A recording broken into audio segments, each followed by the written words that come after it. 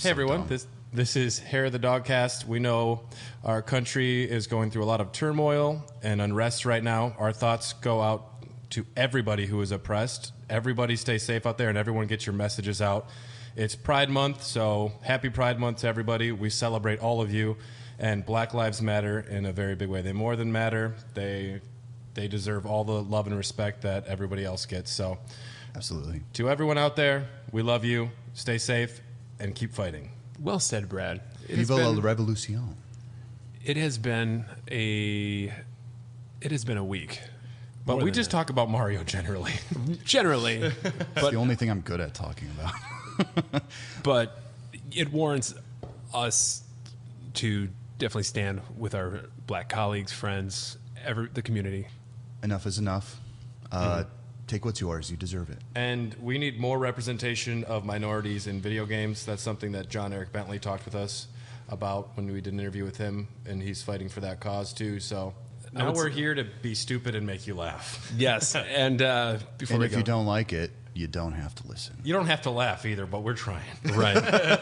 No one ever call us political, but please go vote. That's all. Mario is the worst character from the Mario Brothers series. I know Mario votes.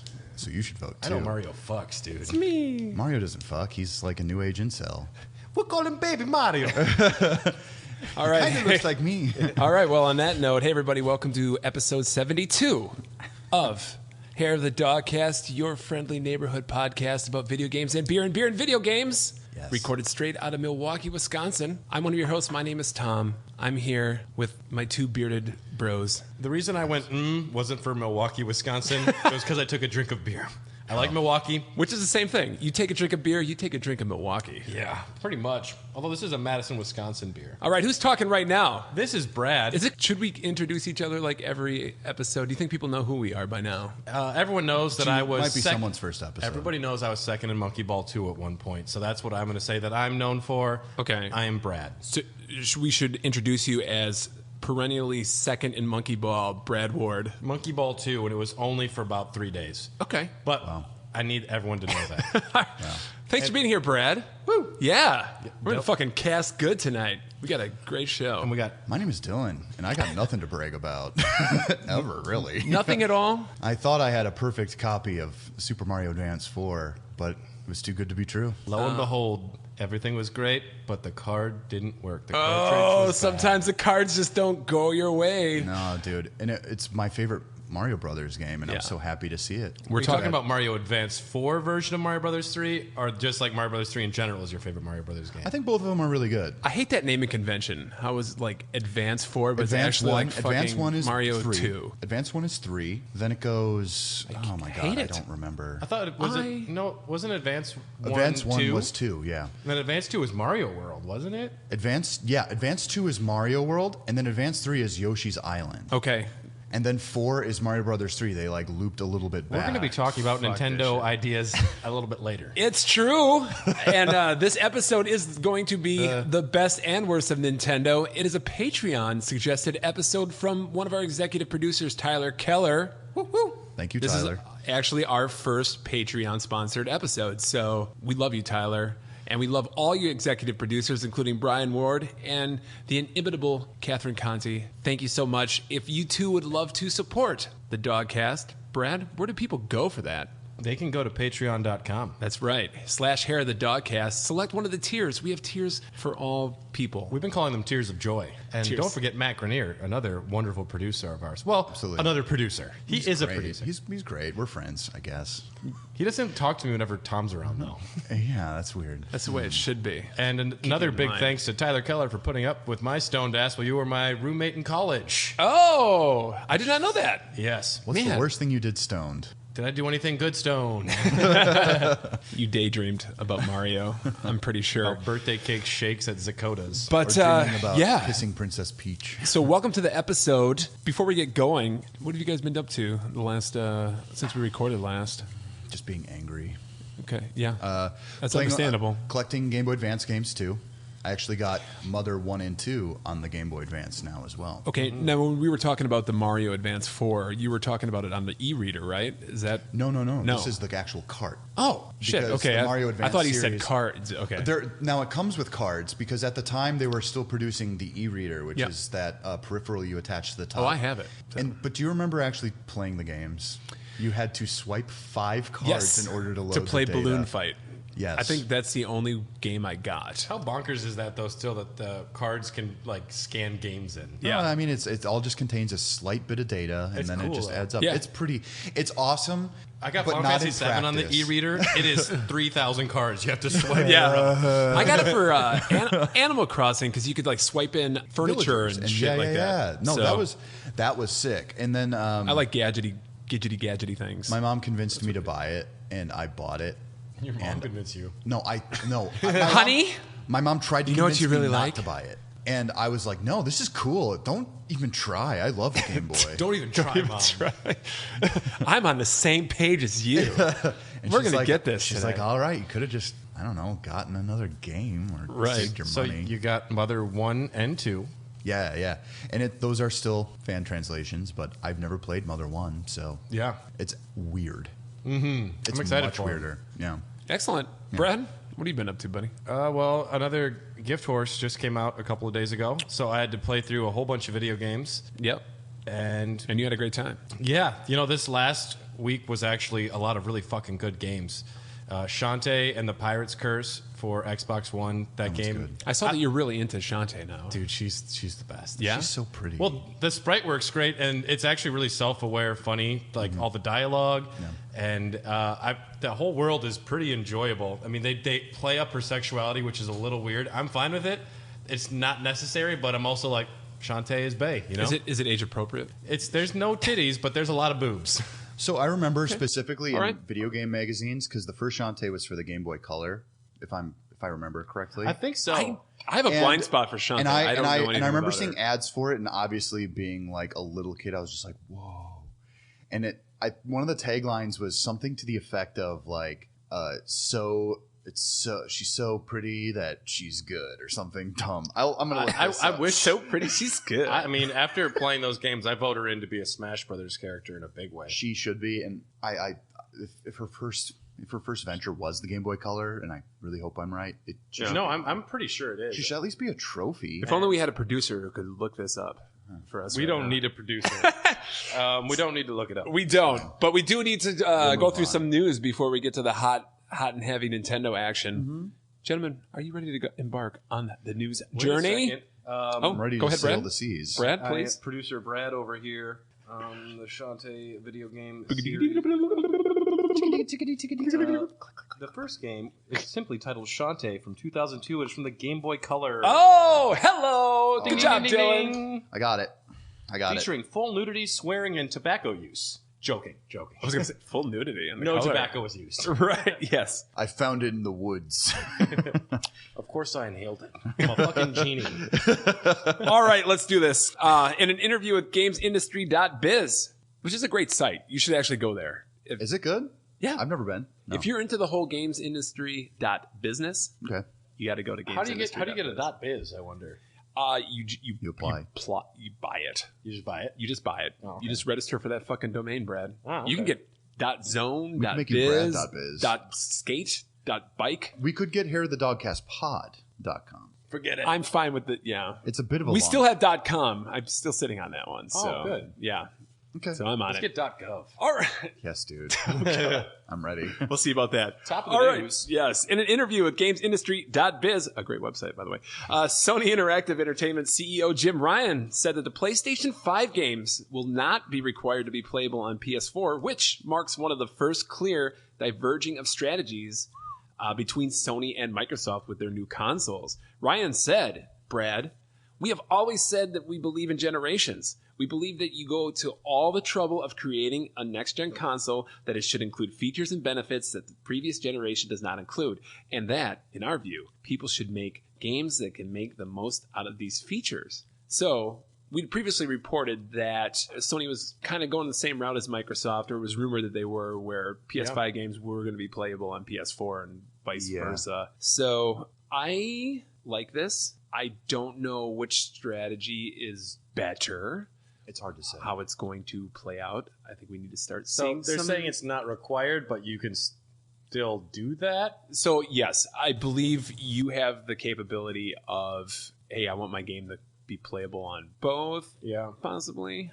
It's not sure. I'm not going to commit to that, but it was my understanding it was kind of like an optional thing. I mean, if anything, then you get the PS5 because you want to get the newer games, and you don't have to get the Xbox One Series X 12, 14, or whatever they call it, because the new games, you get them on the Xbox One, and then they'll be playable. You already have the rights to it when you get the newer system later. Mm-hmm. If anything, it makes more sense to go for the PS5 if that's the only only way you can play the new games, because Xbox One, you can still play I don't even know what to call this. The Series X, what do they want to call it? Xbox Series X. Yeah, it's interesting. Are they going to change the name, you think? No. It's already in I think it's... I hate it. It's really bad. They've never had a good strategy with I think as it goes on, it's going to change. I think they have to unveil their Xbox Series S, the lower tier console. They should have just called it the Scorpio. Just call it the Duke. Yeah. Well, their goal is to call it... That'd be awesome. Because it's so big, you know? They just want to call it They wanted to call it Xbox.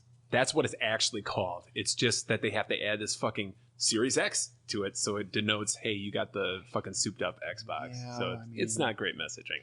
I think there's a good strategy to this, especially when you consider that if they announced that it was backwards compatible, there's like really nothing wrong with that then. Right. And PS5 will be backwards compatible with all the gens? With PS4. Yeah, that's the only one that they're confirmed for. Honestly, they should be including PS3 as 2. Yeah, PS3's always been a bugaboo for them. It's a pain, but it's not like they don't understand what the hardware is. Most of the PS3 games are already remastered for PS4 anyways. Yeah. I saw some rumors as to how it looks as a console. Oh, really? Yeah. What does it look like? It's very flat. Does it look like Elf? It's like a sheet of paper. It's kind of like the picture I saw, and this is all speculation and rumor. I saw it on Reddit though, and it got taken down pretty quick. Yeah. It's rounded edges, and then it's got like a disk drive. Like imagine a PlayStation 3 Slim if a giant took a hammer to it and it just went like a cartoon. Yeah. It's just in a million pieces. You have to put it together yourself. Yeah, sure. Like IKEA, yeah. Right. The new console. We had to cut costs. Now, in the rumor though, they said it was supposed to be white.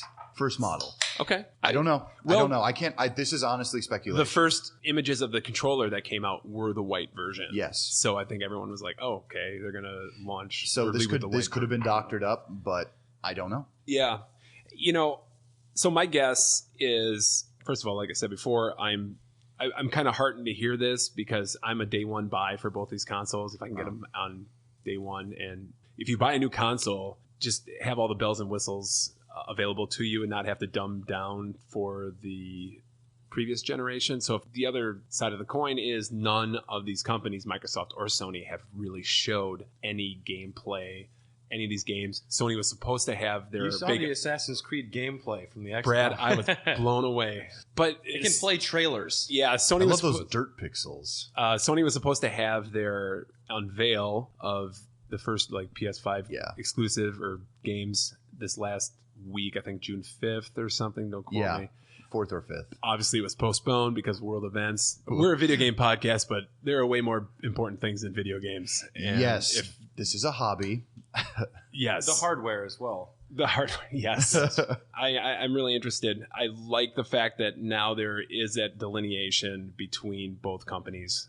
I want to see if Microsoft can show that, hey, these games are, when you buy a game, it plays on Xbox One and this Xbox Series X. But look, when you put it in Xbox Series X, how much better it is. Is the game going to be significantly better? The PS5, obviously now we have actual PS5 only games. Well, the reality is that a lot of early PS4 games, they could have been running on PS3 for a lot of occasions. Look at like Last of Us when it first came out.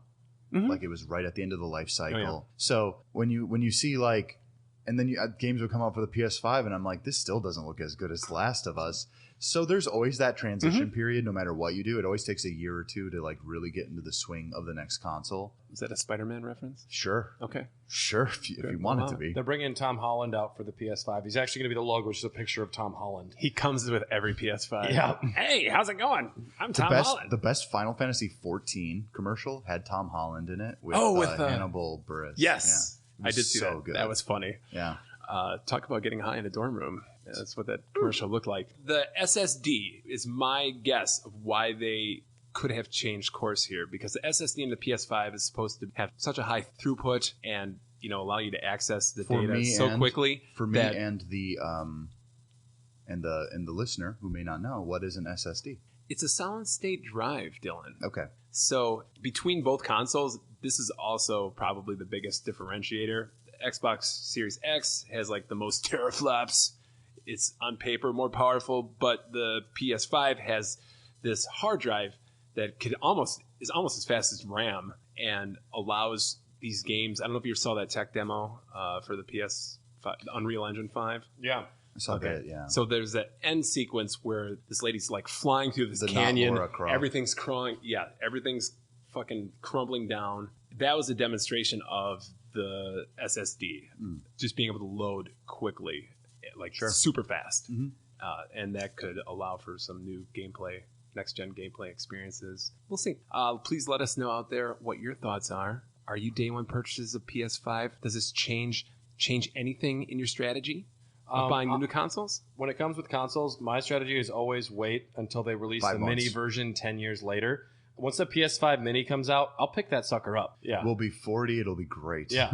It'll have, the top 10 games, Twisted Metal 17. They're excited for it. Seriously, though, I know we talked about this on another podcast. I'm not a day one. You're not a day one. No, I never am. No. I will wait until all the complaints are out for the first 6 months, and then if there are any hardware issues, which they usually have something, then I will pick it up eventually. I don't necessarily need to wait for the first price drop. I usually do, though. So with me, like in the era like we earlier, I could be like a day one person. Back when you put something out and it was kind of impossible through like the chain of command to actually get something fixed and like taken care of. Age before the internet was super prolific, so you can't like organize this and send it in. And with the Wii, that was my last day one purchase. Although with the Nintendo, but good for you. I mean, you got one on day one. A Nintendo system, I had to hang out with some really weird. We'll talk about it in the Nintendo section. I would feel comfortable buying Nintendo systems day one though, because they usually are incredibly solid, and they finish a product and make sure it's working before they put it out. Yes. Yeah. If you can get your hands on one. Yes. The famous Nintendo quality, you know what they do? They drop it from various heights to see if I don't know if the Switch would work as well as they used to, though.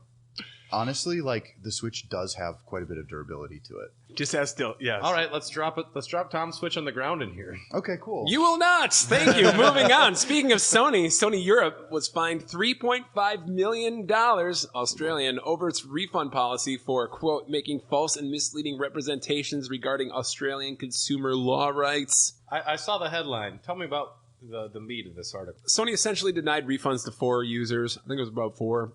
Who claimed their downloaded games were faulty. The customers were told that the company didn't have to refund them once a game was downloaded or 14 days had passed. Oh. So they didn't get their money back. But in addition to that, Sony also told some of these people conflicting or different things. For example, one of the customers was told that they would have to request a refund directly from the game's publisher rather than Sony itself.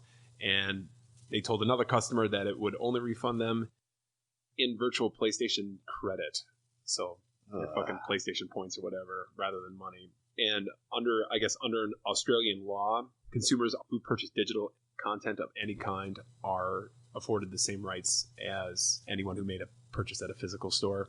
Do you know if this was all one game that they had the issues with, or were?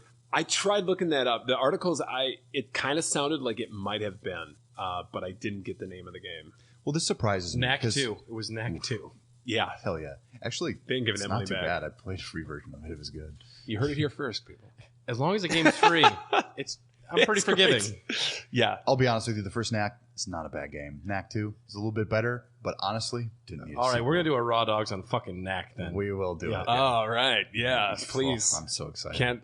A mini-sode. Can't wait for that one. It's like Knack. No, what I was gonna say is like even Steam, like when you purchase something, you have like 6 hours of playtime with it, or you can refund it after I don't know what it is, 14 days. I thought it was like around that time. If you didn't play it at all. Yeah. So that is a good way to approach something like this because it's all about consumer rights. Were you duped into buying like if you were looking for a game called like City Cruiser and you accidentally bought City Driver and like you're like, wait, this isn't what I fucking wanted. It's like the Transmorpher thing. Right. Like it's it's like if you got duped, you're at least Steam kind of protects you as a consumer. That's nice. I don't know, like what are the Apple refund policies? Because every time you try to look for any specific game, you get a million clones, and you've got the Apple games.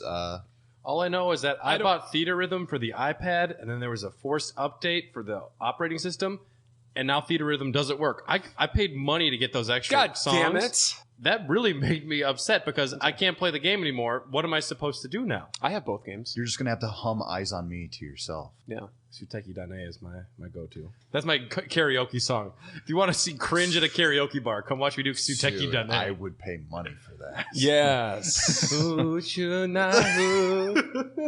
Good Lord. Oh, don't. All right, it's enough of that. For your birthday or for your wedding, I'll do it. Oh, great. Can you use a didgeridoo? I heard those are big in Australia. Australia, mate. Ask Tanner Aiken of my SDSU times. Yes. So come on, Sony. Give them back their money on the Barbie. Put another discount on your Barbie. Yeah. No. But stop being shitty, would you? Oh, my God. All right, so I hope you get your money back. Well, Sony my notoriously fellow like Australian. it's the only part of the company that's doing well is the video game part. So, I mean, You're not wrong. I guess they got to be really stingy. Yeah. Yeah. All right, moving on. I know you guys are big football fans, so I brought this story up just for you guys. But EA and the NFL just re-upped their exclusivity deal, with EA continuing to be the only developer allowed to make, big quotes, simulation-style football games. Garbage. Sorry, the deal is good until 2025. Oh. Fucking EA. Yeah, so it looks like we have another 5 years of Madden being the only sim game in town. But we did report earlier on a different episode that 2K has been awarded rights to make more arcade-style football games, right?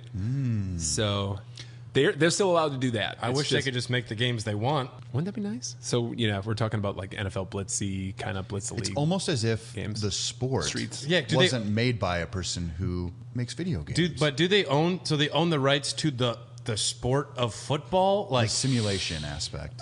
why if the NFL Are you saying doesn't the own, NFL? like could they make an XFL simulation football that is just 100% simulation but it just doesn't use the NFL teams? Right, it's all about licenses. You're not allowed to use the Make up licenses. fake teams and make the most badass simulation Do football it like game. an NFL Blitz. That was a good game. They tried that already. 2K did that 2K fucking all-star football game. I think they got the Hulk rights Hogan and Sting? They got the rights to the player association, but they didn't get Love his they music. couldn't get the rights to the NFL. So they had all the likenesses of like John Elway, all these retired football players. But you had to play like Tecmo Bowl team names and shit, and it didn't do I well. like that though. I mean, who cares though? Like you really like for some people it is really about fandom, but for other people they just want a good video game that maybe does something a little bit different. unfortunately, I don't they're the think that's minority. crazy. I think people are like, I would play I more want the football license. games if there was more than one. Wouldn't that be nice? But interesting, though, is that this time, this contract is only good for 5 years, which Instead of the one before, which was previous agreements, I think, were between 8 and a decade apiece. So my goal or my hope here is that NFL and the team owners are kind of taking a shortened wait-and-see approach to see how 2K's games come out, and then possibly once 2025 happens. That's not it. As long as people are still buying loot boxes, How dare you disagree with me? Go ahead. as long as EA is still making billions of dollars on microtransactions and the NFL is going to see some of that money, they're going to go with who's making the most moolah. And unfortunately, people still buy that shit. So, No, they do. I mean, it's just money. The same reason that EA fucked up Star Wars hard. They're going to get to keep Star Wars because they're just going to be a little smarter about how they scam everyone. Yeah. 2K, though, still has a reputation of having one of the best football games ever to this day. Yeah. I mean, people who are old enough to remember that, they know. They made such a good football game that EA's like, fuck you, I'm taking the ball and going home. I can even still play that game. So, I don't know. I mean, competition is awesome, so I would love to see that happen. And maybe you're right, Brad. So It's all about the money. it is. And the NFL, they don't give a shit about EA. Don't bring my name into this again. I didn't do fucking shit with this football. Well, I don't know about that, Nicky. I don't know about that, random mouse I don't know the name to. You better go along. You are Blue silly 42. there, dog. You downright goofy. All right. To our listeners, I would love to know if you still have a fondness for NFL 2K5. Would you love to see 2K come back into the football realm, or are you just straight up EA, like fanboy, fangirls, fangals? I just want to be able to spend $300 more and be better than everyone. So if I can at least pay to win, then that's what I'm going to do. I think people should listen to the last Raw Dogs episode about the history of microtransactions and DLC, Brad. You definitely should. If you want to. It was a good one, I hear. It was great. We got a little worked up. My primary hobby is doing a line and opening up a loot box. I think that's the first time I ever... Hard day of work. Yeah. Let me just have this little line here, open up a loot box. That's the first time I raised my voice on a podcast. What In do you anger, mean? I think. Yeah. Oh, Is that good? I really can't tell the difference. Yeah, I'm always... I was like like Gilbert You Gottfried. said you had the horse armor. I did get the horse armor, though. It's actually kind of cool. I got it, too. It's gold and it's feathery. Yeah. I don't know. I don't know. I thought it did something for my horse. Kind of elvish. Very elvish. Yeah. But my horse was also the sexiest in all of, Save a Hoff, ride a cowboy. pretty much, right? Save a Hoff. I don't know what that... I don't get it. I'm sorry. Okay. We got a couple more things here. This one, though, as part of its 60th anniversary this year, Sega has revealed the Game Gear Micro. Oh my! And I'm Wow. not quite Yes. sure what the fuck they're trying to do here. I don't know. I thought You guys when saw you brought this? your Game Boy Micro over the other day, I'm like, that screen's too small. And then they came up with the Game Gear Micro, and I thought, all right, Dylan's got a bigger screen than that. 1.15 inch. Now hold on. Diagonal. Here's the thing about the Game Boy Micro. Despite its size, it maintains its fidelity. The Game Boy Micro was made as they were developing the Nintendo DS because they realized, we can shrink this down. This is kind of fun. And literally they did it on a lark. I think it shrinking down those pixels actually makes it look way better. But let's say the Game Boy Micro, you couldn't put cartridges in there, and it only came with 4 games on the Micro. Oh, yeah. Yes. Yeah, that is. Let's have And- 4 different colors, though. And they made 4 different versions of the Micro, each having 4 different games. I personally hope to never hold one even. It sounds so bad. And what Yeah. are they just going to release versions So of it? let's just, for the listeners, let's go ahead and explain this. Yeah, Sega is coming out with a Game Gear Micro. It's an ultra mini fucking console. Super tiny. Dimensions are like 80 millimeter, 43 millimeters by 20 millimeters. It has a 1.15 inch display, whereas the Game Boy Micro has a 2 inch screen. So it's roughly half the size of fucking that. There's a single mono speaker and a headphone jack. The unit charges over USB, but can also run off of 2 AAA batteries, which I don't even know how 2 AAA batteries like fit in this thing because they show the picture of They're this literally like half the thing then. But also, They are, why, yeah, that'd be like the whole thing. why batteries at this point? Why It's not to an honor the ion? Game Gear's legacy. I'm surprised they didn't try to fit like 6 of them in there for like mean, like, posterity's sake. I get it, The old but one. also like What kind of an approach is this? We're going to have 4 different micros that each have 4 games on it. So what, collect all of them? No one's going to want to do that. The Game Gear games are not good. Those Sonic games are not good. Some of them are fine. There's some good Game Gear Tales, games. Tales Adventure. I played that one. That one's fine. Sonic 2 is okay. I There- like a couple. Columns is great. But go back and play a lot of these games. They're not good. And the reason that you think they're good is because they were portable at the time. You compare them to That anything backlit today. screen was Yeah. pretty cool. But Sonic games, your like Sonic character, your model's so big, you can't see what's coming ahead of you at all. Well, but you need to for Sonic. My biggest issue with that was the blur, the motion blur when you move with the LCD screen, especially with the Sonic games when you would going really fast, you couldn't see what was going on because it looked like a fucking Picasso painting. Well, you know? that's still why I maintain that even like on Sega's Genesis, those Sonic games don't really compare anymore because like Sonic Mania came out and I'm like, oh, like this is the perfect Sonic game because I can see ahead of me, like what Brad was saying. And so on the Game Gear, when it's so small anyway, and you've got to shrink down Sonic's sprite. Oh my god! Actually, I desperately want to try and play a Sonic game on there because it looks. Yeah. It looks I'm like going it's to gonna buy be so one. bad. Well, for $50, you can buy one, or $50. Just one? No, you get one for $50. To me, this is a $15 keychain attachment. it doesn't even have Is a this the keychain loop. But I've heard that said. Tom, like, now, people should- do you think that this is the return of Tiger video games? I want to do a Raw Dogs on Tiger LCDs. We can Well, do that. okay. Well, we're talking about Gamecom on the next Raw Dogs. Good God. Was this so? Okay, people were teasing a giant Sega announcement was coming. This is not what they were talking about, is it? No. I mean, to some people, they're like, wow, this is kind of a wet There were rumors going around that it was like, oh, here's Microsoft's about to buy Sega. I think that was like the rumored. But yeah, so far, this is the only thing that's really come out.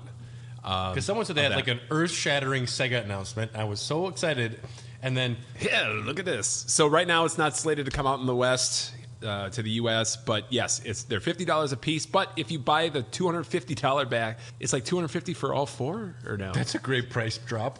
Yeah, Pay an extra $50 if you get all four. maybe it's $200. I should look that up. But then that's like only 20 games. Hang on a second. no, it's 16. $250 yes. bucks for all four. If It's they're $50 more to a buy all four, but if you buy all four, you get a miniature version of the big window magnifying glass accessory.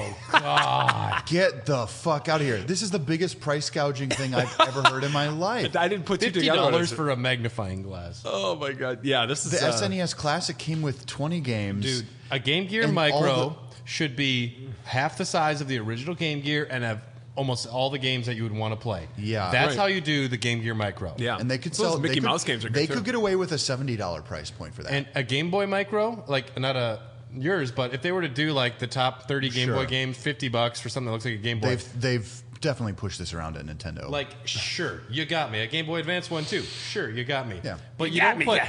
4 different miniature consoles with 4 games each. This is the most baffling shit I've ever seen. It is. I really want to hold one. I want to see what it looks like in my big fucking meat hand. They'll You look know. right Should next I to your buy arcade one? cabinets you got here, Tom. I can't support them, can I? Oh, Dylan, yes, you should. Just so you can hold one. Dude, I just wanna get hold it. I do want to own it just to be like, look at this piece of But shit. obviously, it's just a novelty. Maybe. But a novelty. But Unless you give it to a isn't fetus or something. Can you like amniocentesis that thing into No. a fucking womb? I just see. I would get the ones with I would get the ones with maybe like if they had Tails Adventure, I would do that. I just don't think that's on the list. What are the games, Brad? One's like an all Sonic system. One's an all Shining Force system. The black model comes with Sonic the Hedgehog, Puyo Puyo 2, Outrun, and Royal Stone. Puyo would be all right. The blue variant comes with Sonic Chaos, Gunstar Heroes, Sylvan Tale, and Baku Baku Animal. Great. Great for Gunstar. The yellow Game Gear Micro is Shining Force Gaiden NC, Shining Force the Sword of Haya, Shining Force Gaiden, Final Conflict, and Nazupuyo Aru no Ru. Oh, okay. But everyone wants the red version because it comes with Revelations the Demon Slayer, Mega Tensei Gaiden, Last Bible Special. Megami Tensei. Yeah, that's even what I tried to say. But it's got Last It was Bible not bad. Special. It was not bad. It's got GG, Shinobi, and Columns. But most importantly, it's got Columns, Last your Bible favorite. Special. Shinobi's all right. And what? Last Bible Special. What? I don't know. We're all out of the last Bible special. What do you want? I want the Salisbury steak. Everyone knows that you tried got to playing get all Shining four Force, to get the Sega Big Window, is what they call the magnifying glass. Yes. So hold on. Now they created their own. So that here's the thing. They created their own incompetency, and then they tried to solve it with something that you have to buy extra. Dude, I think they were all high and they're just giggling the whole time they're designing this Oh. fucking thing. Yeah, and you know we're going to charge them an extra $50 to buy all four. No. I will buy the Sonic Can one. we make them use 8 AAAs? Can we make them? I will try to buy the Let's Sonic fuck one. these guys even more. No, I'll wait till it drops to $15 at Target, and then maybe as a lark. Yeah, maybe. You're right though. Maybe. This is gonna be like the PlayStation Classic. It's gonna drop to like. They're all gonna drop to $20 within. Unless like, they only 2 make months. 100 of each of them, and for some reason they sell out. See, that's why I want the Sonic one, because then at least I can be like, well, I got the Sonic one. That's kind of stupid, right? Right. I think getting any of these is kind of stupid, but like I said, I would Yeah. love to. I would love for someone else to get one, and then I can totally. You know, I might do it just for the Dogcast so we can give our impressions. There you go. Take one for the Gipper. I'll do it for us guys. Thank you. God damn it. All right. Well, there you go. Speaking of Sonic, last story here. A little bit of movie news. So according to Variety, the Sonic the Hedgehog movie is getting a sequel. Not a huge surprise, given the success of the first movie, which I'm still a bit flabbergasted how successful Have you seen it? did. I have not. I have. But I still remain I'm flabbergasted. making a prediction that, what is the bad guy from Adventure? Chaos? Oh, you think Chaos is going to be... Wall Robotnik? I bet Chaos comes and he's the new baddie, and maybe even Robotnik has to team up with Sonic. Well, have you seen the movie? I've seen the movie. Oh, okay. And I it's think bad. it's literally just going to be. I think it's literally just going to be Jim Carrey, Robotnik. I think it's just going to be wild. Give me more antics. Jim Carrey. Probably more robots, a little more fantastical. It's going to be like when Lord Zed showed up and Rita Repulsa had to up her game. Oh, yeah. Yep. I just hope Jim Carrey comes out as Andy Kaufman for half the movie. Ooh. I hope Make it Knuckles. interesting. I hope Knuckles is voiced by The Rock. Dude, that would be actually a great choice. Yeah. Who's Tails? Like Tails was shown at the end of it. Tails needs to I be didn't read the voiced credits. Who is he voiced? by Elle Fanning. Well, Ben Schwartz does Sonic, so it's going to obviously be Thomas Middleditch is going to be Tails. No. He can do like that. Hi, I'm Tails. Like he could do something like that. Hi. Have it be Haley Joel Osment. Tails is just like a pervert. Right. He's just Okay. like, hi, yes. All right, so you're pro Rock as Tails? The only thing I think that should happen is you need to have a big voice as Knuckles, and I think The Rock would be fun. Okay. He was And, great in oh, the yeah, water. and Knuckles needs to be so cool that Sonic is lame.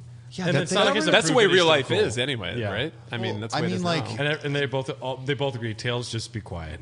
Within the movie, they really gave him, because obviously they realized in the script that they needed a comedic character. Sonic is comedic, but he's not funny. Like really. Agreed.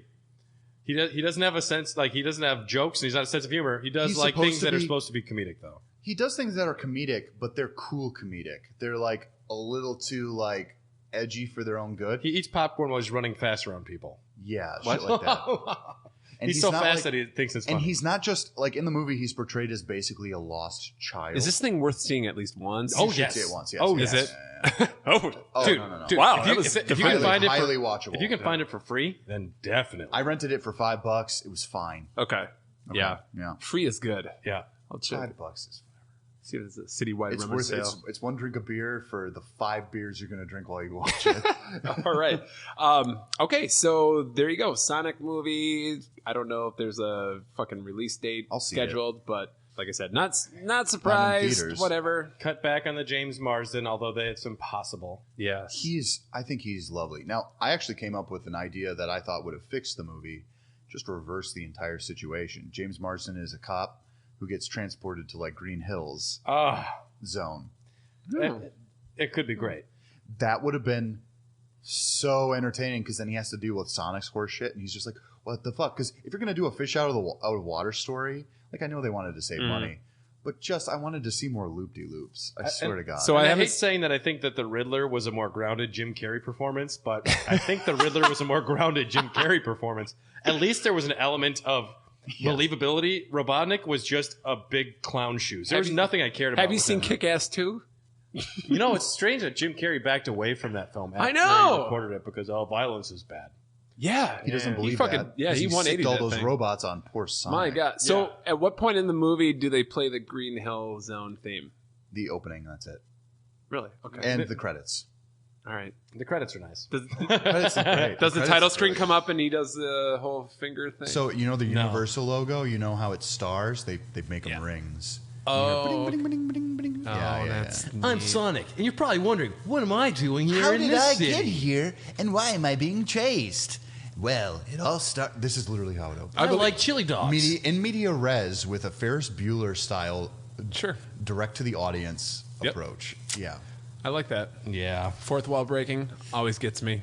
I love it. Nothing makes me get into a movie more than when someone addresses me. Dylan, fucking make something. of yourself. All right, and finally, Kate Blanchett has officially signed on to play Lilith in the upcoming Borderlands movie. She's gonna be so hot. Lilith was one of the original 4 playable characters in the original Borderlands game, and probably the best character out of that original 4. And maybe The red hair. She's the red-haired one, right? With the I didn't tats. even know that was she's coming. a siren. Yeah, I know that. yeah, much. I played the first 2 Borderlands. I can't remember her. It might be red hair. She's Everyone's red-haired. got red hair in those games. I have one other bit of news. I read today that I think it's the first or one of the episodes of the Last of Us series is going to be the director who did the Chernobyl series. You were getting there. Actually, I'm sorry. Yeah, so this movie, the Borderlands movie, is going to be directed by Eli Roth, and it's written by Craig Mazin, the writer of the most excellent Chernobyl miniseries on HBO, and I'll watch Kate Blanchett. also Yeah.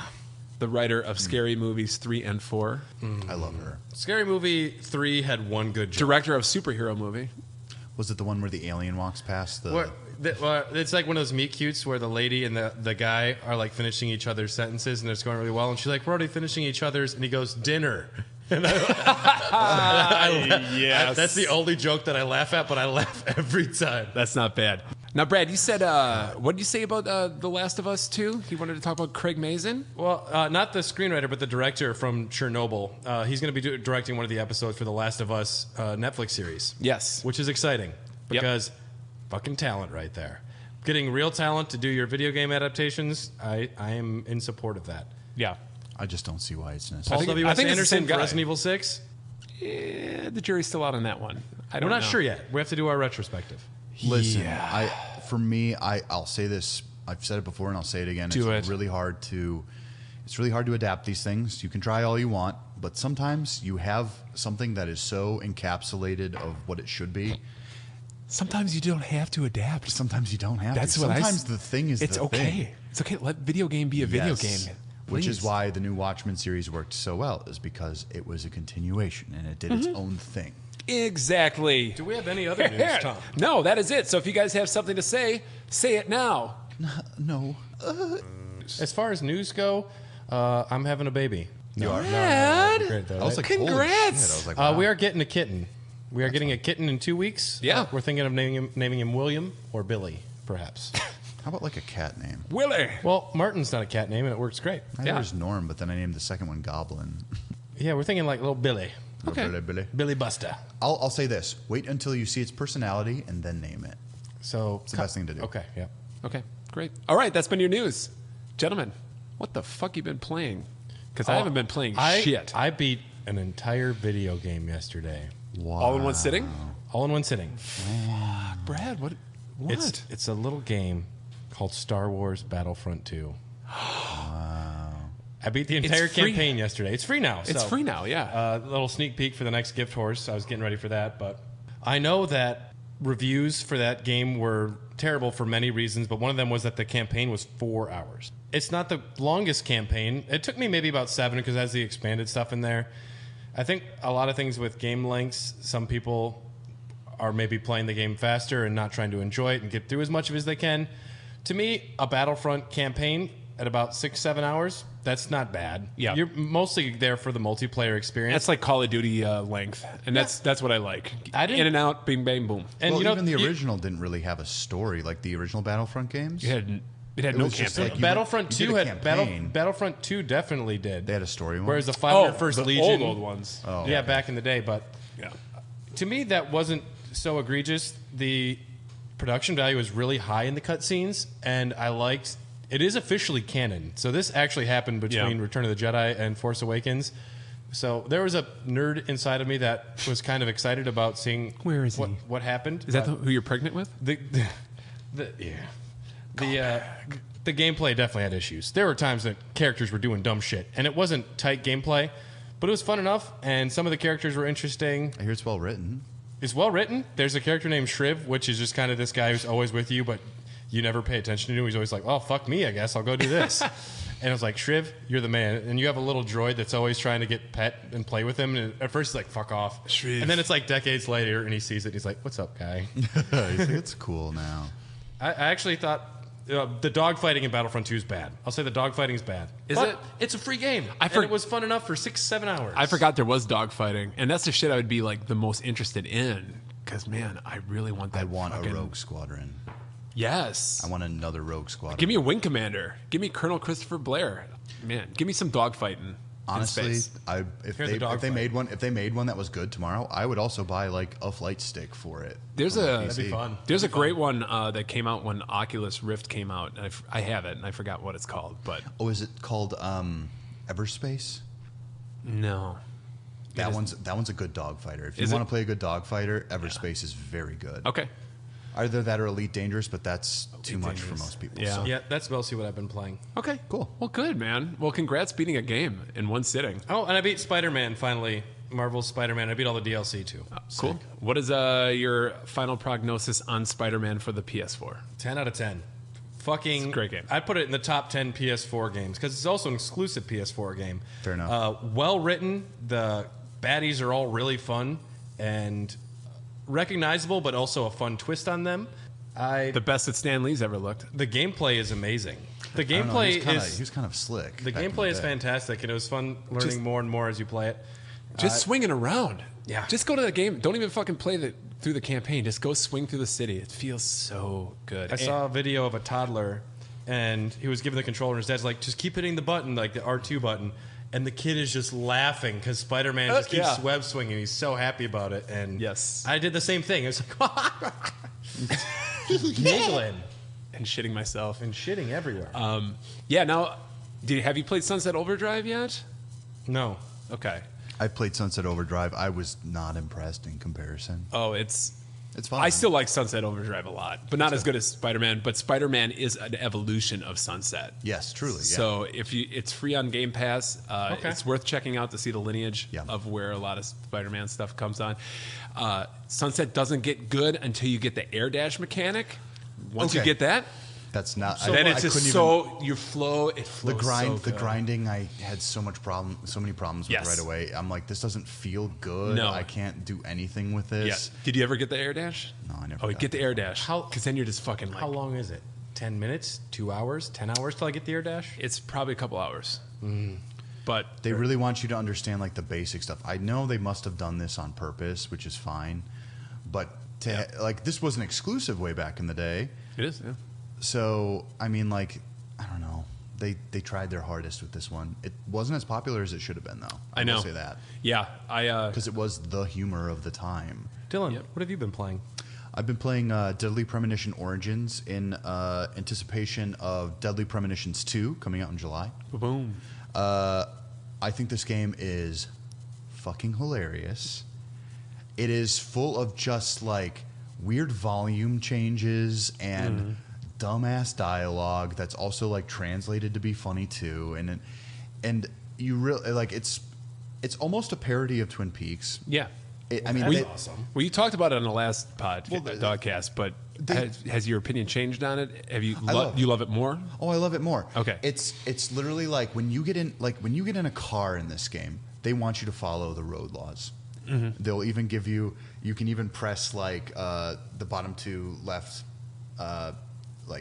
Jesus Christ. The bottom two left buttons of the Joy-Con controller to like change the direction of like your Jesus Your Christ. your signal? Your My blinker? signal. God You want damn to it. pick that up Go again? easy, go easy. I have had less than 3 beers today. It's all right. Sometimes. You want to go take it back and No, we're fine. You can put this in. all right. Yes. There's such a genuineness to it. You play as Zach, the person in thought you said- Agent York's head. Oh, I thought you were like going to go with like Ubisoft. You play pops up. There's some DRM. weird stuff that goes on because Agent York is this very genuine, super, I'm going to say it, autistic Yeah. like detective. He's like an auteur detective. Auteur, yes. He's not. And he talks to you, the player, because he believes that you're an entity called Zach. And as you keep going, more weird stuff is kind of revealed as he's okay. investigating this murder in a small, quaint, kind of northwest town. I want to bring something fun up about this game. Go for it.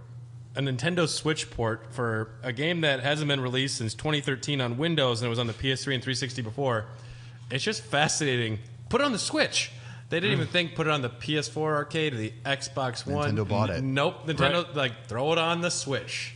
And Everyone will it's buy it good. on the fucking Switch. Yeah. Well, how much good. did it cost on the Switch? I got it on sale. So originally Yeah. it's like $30 on the Switch, but you can get it for as low as like usually like 15 to 17 bucks, something Yeah. around that, which is honestly really fair because I'll just say this, like the game is a commentary on video games. It's one of those, which I love Nier Automata, and that game is truly a fourth wall breaking, making you think about what video games actually are.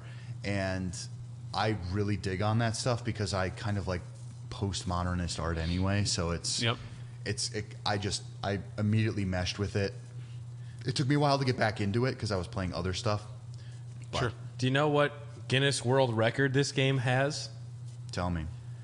It has the record for the most critically polarizing survival horror game. Yeah. How fascinating is that? There's as many people that think it's the best think it's like the fucking. So does worst. it just have also- a 50? I mean, it must be because It got is all also those. not a survival horror.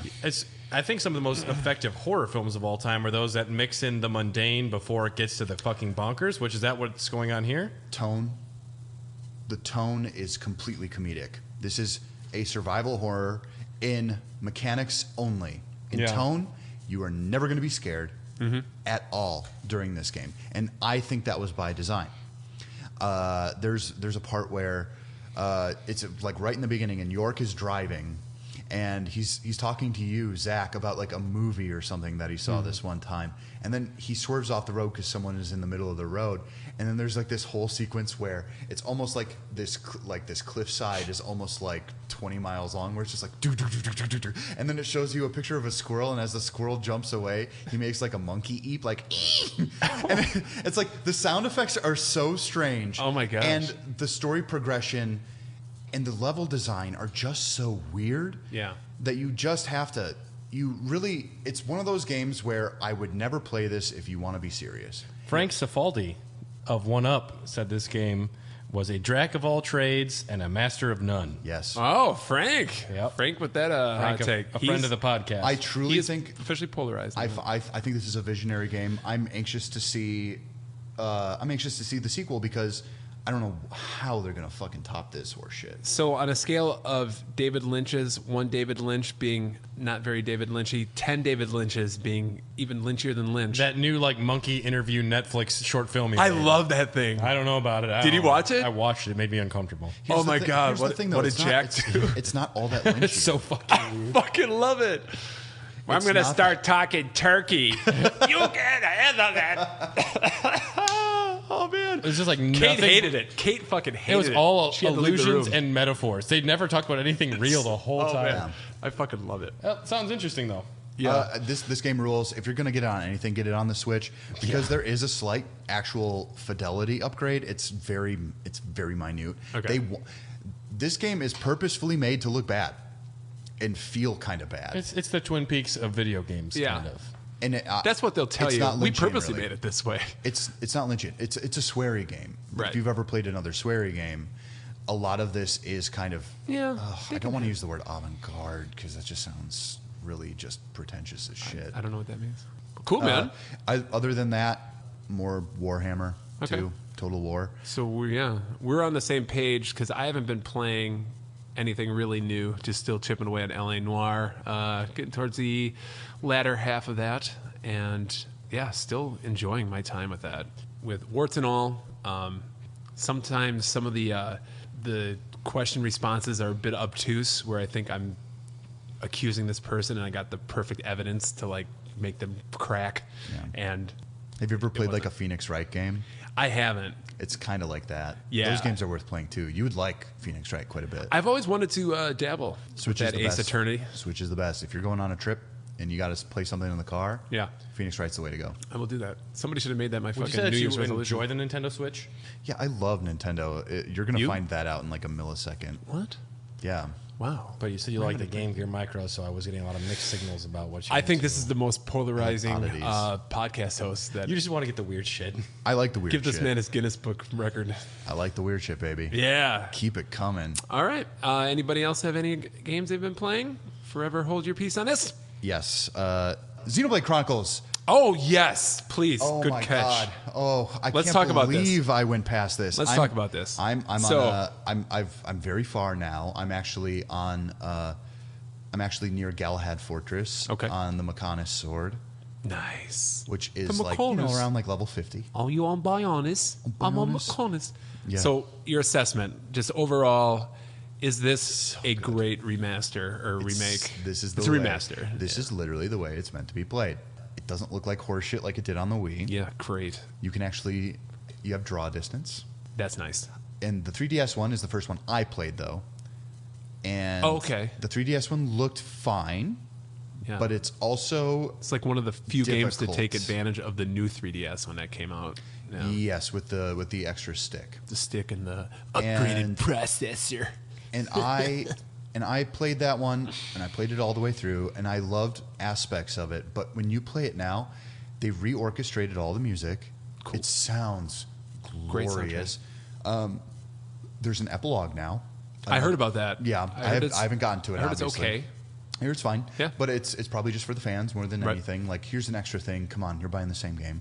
It's 60. We're charging you 60 instead of 40. It still holds up. The battle system still completely works. I like the battle system a lot. There are still camera issues, and especially when it comes to scale.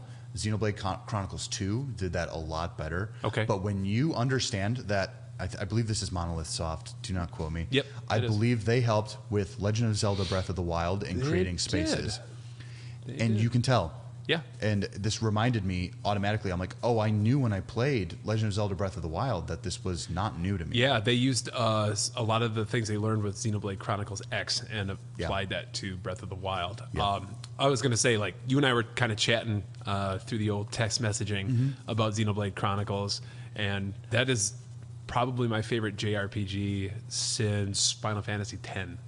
The story so almost still holds up 2 decades. way more than like I remember. Yeah, it's a great story. It's emotionally affecting. The weird twists and turns. Some of them you see them coming, and then there's times where you're like, "Wait, what?" I'm to the point where I've forgotten just enough about it where I'm ready for another playthrough. If I hadn't just got done playing Final Fantasy VII, I need a little bit of a palate cleansing. One of the things I will say is that there was a very unique art design that it had before this, and they kind of made Shulk look exactly like his Smash Bros. Counterpart, which is kind of generic anime boy. Whereas the illustrator who made the original concept art for the last one, I don't remember his name, I believe. Jason, yes. Jason the... It looked so distinct, and the characters had this like great kind of like illustrative quality, and they had to because the Wii looked like shit. Exactly. And losing that kind of takes a hit, but the characters emote more. Okay. And so would you that's rather the they game. had like a filter that you could put on that was just like a Vaseline on the screen? I have to go with this. It holds up extremely well. They fixed a lot of weird bugs. Did you download it or do you get the cartridge? I have the cart. I'll let you borrow it. Oh, Don't baby, worry. please. When I'm done. I actually, yes, I will take you up on that. No problem. And then I can give you back Bloodstained. Oh, there you go. 2 birds, one fucking Monado. We are going to take a short break right now. We're going to listen to all these great shows from the Greenlit Podcast Network, and we're going to be right back, and we're going to talk about the best and the worst of Nintendo, our first Patreon topic from executive producer Tyler Keller. Thank you, Tyler. Excited for this one, guys. There is some shitty Kid Hulk. Nintendo. All right. And we'll see you in a bit. Bye. Matt, I've got a great idea for a podcast. You and me, we watch movies, right? And some of them are kind of bad, and so we make fun of them. But maybe some of them are good. Chris, that's a great idea. Let's do it. And eat snacks. Movie Fighters, an original idea on the Greenlit Podcast Network. Welcome to Casual Magic, the show where we explore the fun side of Magic the Gathering. I'm your host, Shivam Putt, and each week we delve into everything from casual formats to explorations of creatures and card types to interviews with designers of the game. At Casual Magic, we believe that it just isn't Magic without the Gathering. Come along and play. So yeah, welcome to the topic of the show, the best and the worst of one of our favorite companies, Nintendo. Probably my favorite. I do have to disclose this right away. Go ahead. And I debated not saying anything. Because it doesn't really matter. It doesn't, but I own stock in Nintendo. Oh, I would like to know that, yeah. I own stock in That's Nintendo. worth saying. I own one big old share. And You I big stalked fucking shill. Nintendo. They said I cannot come on their property anymore. Right. Shigeru Miyamoto's like, you get out of my lawn. Bradley-san. Bradley-san. You wouldn't be San. You would be, I don't know if there's like a disrespectful way to call you. San implies like respect. Yeah, it'd be like... Coon. Bradley Coon. Like that means Coon like, he's Bradley? kind of cute. Like he has like a cute so, reverence. so Chan. Shigeru thinks I'm cute? Bradley Chan. Bradley Chan. That's more feminine. He's like, anyway, Bradley, you're so- fucking I played Yamcha. Persona. I know all called me my Yamcha. honoraries. I learned everything from anime. Thank you. But We're talking about Nintendo. we we are. And we're just going to have a nice little chill chat here. And yeah, I hope we can just talk about some of the best things and some of the worst things about Nintendo. All right, we'll start with you. I mean, I think it was great when they started getting into trading cards and toys back in the 1910s. Is that when they started, right? yeah. Wait, 1800s. What I care 1800s. about. Yeah. But Oh, you want to talk about like the video game side of Nintendo? I did all my preparations for the 1800s. We I can add- talk about anything you want. Can I add this right away? Actually, I got the 51 Clubhouse games, which we you revealed did? on one of the and it's fucking awesome. I'm sorry, that segment's over, Dylan. You're going to have to wait 2 weeks. I know, but they reference like there's a card game, and when you get done with a round, it's like on like the loading Hanafuda? screen. Hanafuda, it'll reference like it'll be like, did you know Nintendo's was actually known for its card game sales way back in the day? And I'm like, wow, actually, this is kind of like I'm like, all right. So let's start at the top. One of the best things that Nintendo has ever done. You put it up at number 1 on this list. I don't know if that was just randomly because it's random. Your list goes 1, and then it just goes into like bullet points afterwards without numbers. I was having a time with Google fucking Docs today, so I apologize for the formatting. Sure. hiring Shigeru Miyamoto. Yeah, I think that would rank up there as one of the better things that Nintendo has done. One of the good things. How did they find Shigeru? Shigeru-san, san, because that much respect for him. You could also say Sensei if you wanted to give him more reverence. I'm going to say Sensei-san. So apparently, Shigeru. Miyamoto's father actually arranged an interview with Nintendo President Hiroshi Yamauchi, who we will be talking about a little bit later in a few of these. After showing some of his toy creations, Miyamoto was hired in 1977 as an apprentice in the planning department, and he was actually the company's first artist. And arguably one of the best. I mean, his drawings are really good. Actually, he's more of a concept guy than an artist. He's a a great designer. musician. Yeah. He's a He can play designer. guitar really good. Yeah. He can play Wii music really bad on stage. Oof. Ooh, yeah. We will be talking about I don't know, Wii man. music for I thought it was sure. great. You did. Man, you are an Infrendo. I am an Infrendo. What's your favorite Shigeru Miyamoto game? Well, it's got to be Mario Brothers 3. Easy peasy. That's Ooh, like you had that queued up. Good job. right and you go. It's not even something I have to think about. That is like damn near oxygen. perfection.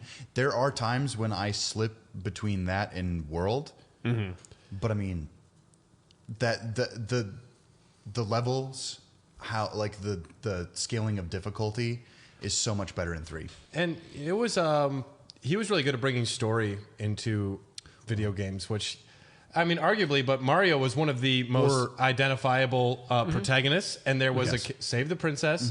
He's so good at. There's a plumber that was an Italian plumber that works. He's like, all right, Mario is our main character. Yes. Of He, all he the, adapted that into what is now the most recognizable video game character of all time. He's Yep. basically Mickey Mouse in Japan, He used to love playing out by the river behind his house, Legend of Zelda. catching bugs. Yes. Yeah, I don't know. It's the same guy that created Pokemon. I've heard it. I've heard it. so. But I've heard it so many times that it's become one of those things where it's like, yeah, but also it's just like, yeah. But it was he recognized his spirit of exploration Yes. and discovery, and it was that what he put into the game, because that game, there's no roadmap. It is discovery and exploration, and you feel reward for finding things. It's amazing how he can take a childhood experience and adapt it into a video game franchise. He's a that guy is the who has biggest. had he's like a perma-child, just able to channel that childlike wonder and be able to think like a kid and bring those situations to the games. The guy's like fucking Paul McCartney, John Lennon. He is the Beatles of game designers. He is number 1 on our Mount Rushmore. Yes. I love the story of him sitting down, the Breath of the Wild people. They got the game running perfectly, and they're like, here you go, Shigeru. We want you to try it.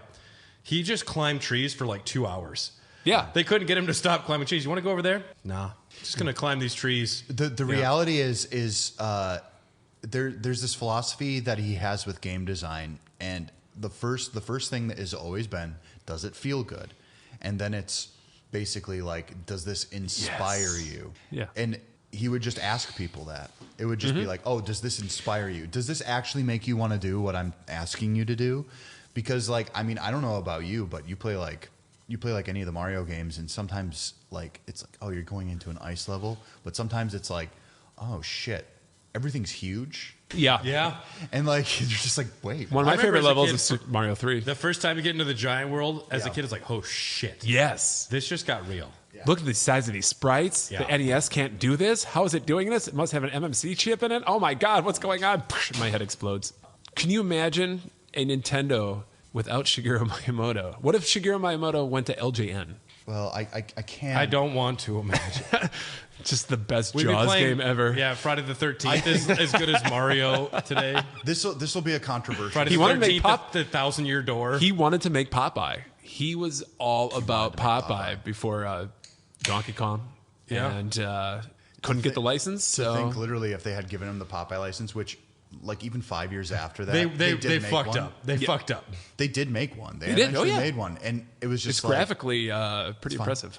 It is Sprites. but it plays like horseshit. Could you imagine if the first Mario game was Popeye instead of Super Mario Brothers? Oh yeah, I can. Well, I mean, There's an alternate universe. where all of a that sudden happened. Popeye is the most famous video game character. I don't even think it would have went like that. See, here's one of the things I'm going to say. It's a little controversial. Oh, here I we think go. video games Here were we go. inevitable. I think video games is No, they are inevitable, but it'd just be interesting if it wasn't Mario. The evolution would have been weird. If Yeah. it wasn't Mario. I mean, video games are going to happen. Sure. Just like movies are going to happen and this are going to happen, but we have Mario, we have Zelda. What else are some big Shigerus? Donkey Kong? Yeah. Oh yeah, Before absolutely. it went over to Rare and they put their own spin on it. I still call Mario Pikmin, Jumpman. Star Fox. I mean, he's got his Pikmin. hand. You guys F-Zero? notoriously, you guys have Yeah. never played a Pikmin game, right? Correct. Yep. That's got to change pretty quick. And I like that he was Put the gun away, Dylan. It's okay. Nintendo was No. If you can't see, I'm holding a gun to them and my hands are shaking. Nintendo was against Smash Brothers. Sakurai went and just like made a prototype with all the Nintendo characters anyways, and then Shigeru played it. He's like, okay, yep, this is good. Yeah. Well, and that's been his whole thing. Like, if it plays well, he can forgive a lot of things. And this is my philosophy too. Like, and I think all of us, we're a little too old for something that we don't want to do. We're not at a point where it's just like, I'll play this because it's the only thing I have left. So if we get into a game and about an hour in, you're just not feeling it, you will ditch it. And I still think that's a legit way to judge a video game. Yeah. So, and I like the truth of the matter is if you're not having a good time, Brett, you just downloaded Mario 64 is what you said, right? Paper Mario. Oh, you downloaded Paper Mario for the I thought you 64. said Mario 64. No, I wouldn't do that. I mean, it plays well, but I thought you were saying you were playing No, that. Paper for the Mario first is a time. game that Yeah, I that's know what I would thought, hold up yeah. fine because it's not one It looks that's- good on the Wii U too. Yeah. So yeah. He was also the producer of Super Mario Sunshine, so maybe he ain't all that great. Hold on, I Back defend the that one. fuck off. Mario Sunshine is a perfect game. It's not perfect. It's really great though. It's Brad? perfect. Dylan, no. You fill up a giant flower's mouth, and then his belly Okay. gets big, He's and on then you stomp Mario's on on it. vacation. It's Yeah. shit. So there you go. I love Bowser's voice. I think we'd be looking at a very different Nintendo if we'd be looking at Nintendo at all had Shigeru Miyamoto not been around. Mm-hmm. So good on you.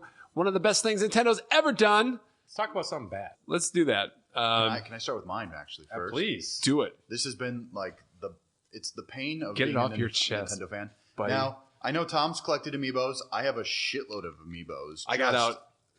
You're not going to say amiibos are bad. No. I'm saying, Absolutely not, Brad. but absolutely not. But when you get to things like console releases, especially with Nintendo, they have something called artificial scarcity. I would say this isn't necessarily bad. This It's is a bad thing. No, this It's is a bad good. thing Bad for the consumer consumer. practice. It's a bad I consumer would. practice. Yeah, I would go with that. I'm just gonna say it. It's like if someone is making something that if you're making something that someone wants and you're not producing enough of it on purpose, that's because they knew they could, It's a smart business But- practice. but they essentially created their own aftermarket. And while that does actually, there's no supply and demand anymore. Literally, it's all demand. Mm-hmm. And it just really fucks up the entire system. And I find it really gross because they've never come out and admitted it, but everyone knows that they're doing it, and they're just like, "Oh, silly Nintendo, look at what they're doing." And it's like if I wanted the Wii Fit Trainer amiibo. Oh, you mean My Beautiful Wii Fit Trainer? Yeah, I don't, but like She's right there. once She's they got popular, encased in everyone glass. wanted it. Yeah. Everyone wanted it. Everyone wanted that fucking stupid amiibo. Everyone wanted that damn amiibo. Everyone wanted Marth. And now Nobody can have my fucking Marth, you know? Well, now it's not worth anything really. No, I'm Nintendo. No, Beanie Babies are worth a lot. Trust me. Yes. I like Cabbage them- Patch Kids. I like them because Fuck they yeah. look like Smash Brothers trophies, and I was like, "Yeah, this is Yep. cool," because I thought it was like they were fun. My little things to Mario look at. cereal box does not look like a Smash Brothers trophy. Yes, It's also an amiibo. It is. yes. Some amiibos are weird. I was Plush at or like what so is I it? was Knit at the- Yoshi.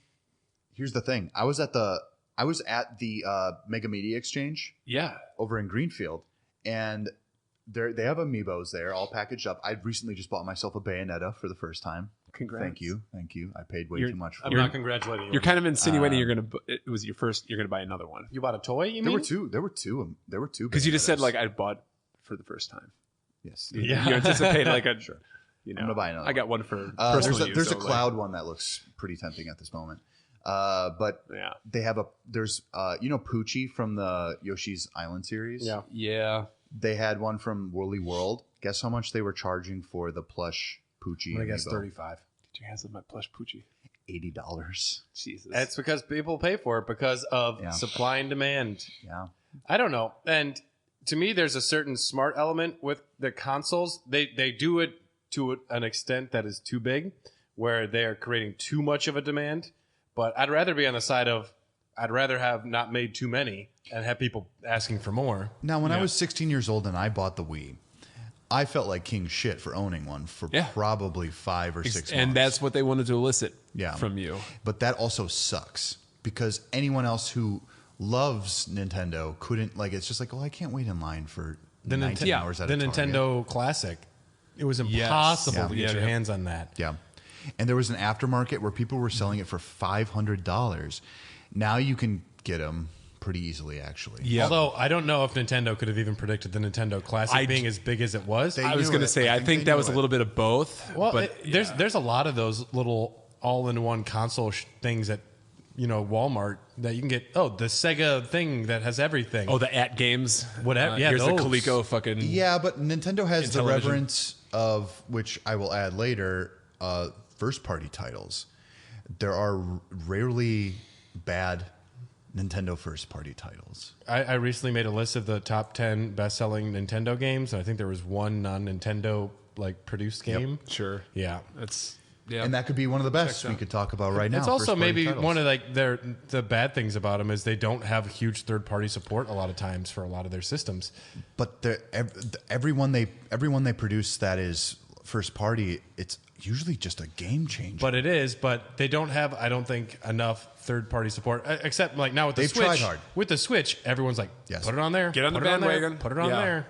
yeah. Well, I mean, I'm excited. Everyone will rebuy Yes. every game they bought before Yes. because it is a portable Yeah. modern console. Well, yeah, the another- ratio of I mean, people another buying thing I'll games add on is- Switch is crazy. I mean, think like we were talking earlier about Deadly Premonition. They bought the rights to Deadly Premonition so they could publish it on a Nintendo system. 2 of the 3 last major generations of consoles, Nintendo has done something so different and unique that they have carved out a giant hole for themselves that Sony and niches. Xbox are playing in their own game in another sandbox, and Nintendo's like, well, we have the Wii, and no one can touch that. Yeah.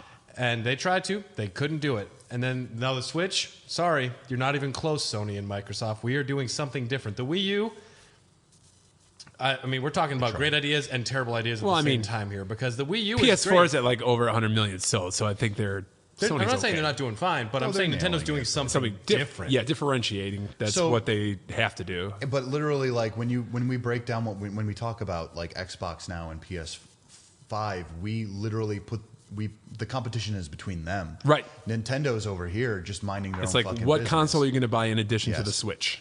Yes, exactly. It's- Generally, I'm not going to buy a lot of ports on the Switch until I see that the reviews are good because half the time, Please don't. They're some not. of them don't look Right. good. Outer Worlds, by the way, is supposed to look awful.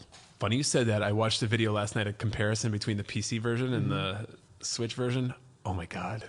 It's horrible. Yeah, it's that looks laughably. it like I looks laughed out loud. unmanageable. Yeah. You were talking about their first party games. Nintendo is so good with their first party games. Yes. They can just go to a major video game event, just talk about Breath of the Wild for the entire event, and everyone's like, Nintendo won. Nintendo won the whole thing. Yep.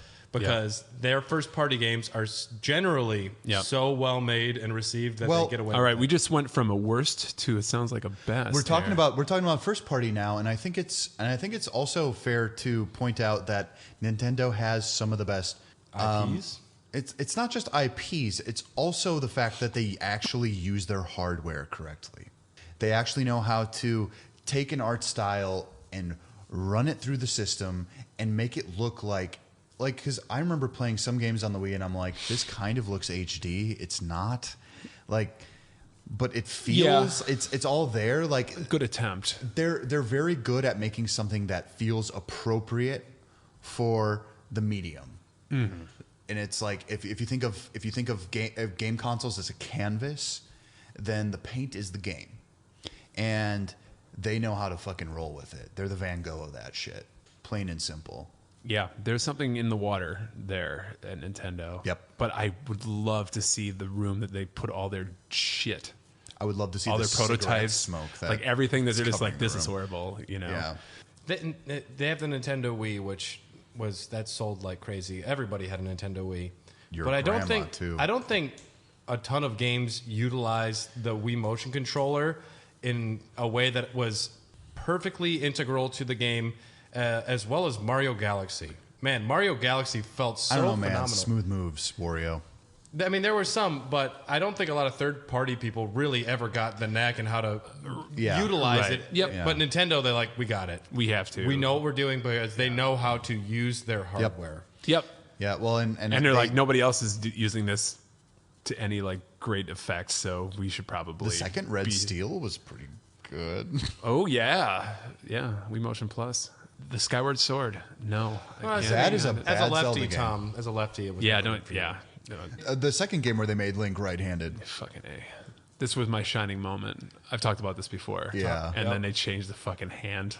Well, Twilight Princess on the Wii, they did that too, though. They should have made it where you could set it up for either way. Yes, they really should have done that. But Twilight Princess, it didn't matter. Like, because it was just like... It was a waggle. It's one-to-one swing. Yeah. But Skyward Sword, you had to be like precise to beat some of those enemies. You had to do diagonal slashes and fucking cross slashes and... Omni slashes. You had to make Link look like an. Yeah, I'm gonna put that on my worst list. Link the Dink, and you had to hold out the sword like this, and then the enemy's like, "Oh, I'll dance around you for a little bit till you get used to it." And then just like, and then you go wing, wing, and it looked awful. Yeah, I could just put Skyward Sword as like the number one worst thing that Nintendo's ever done. Well, that game was made in like a year. All right, what you got, Tom? So was this just a positive one, or that was a positive? Okay, their first party games are the first party, best. and then I kind of went into how they use the economy of the system correctly. Which is basically all their first party stuff. First party major Microsoft games. Yes. Halo. Yep. I can't think of other ones that are like major, huge first party made games. No, and it's their big problem. It used to be like, Cuphead for a while. Blinks, but Cuphead isn't a first party game. It's not first party, right? No.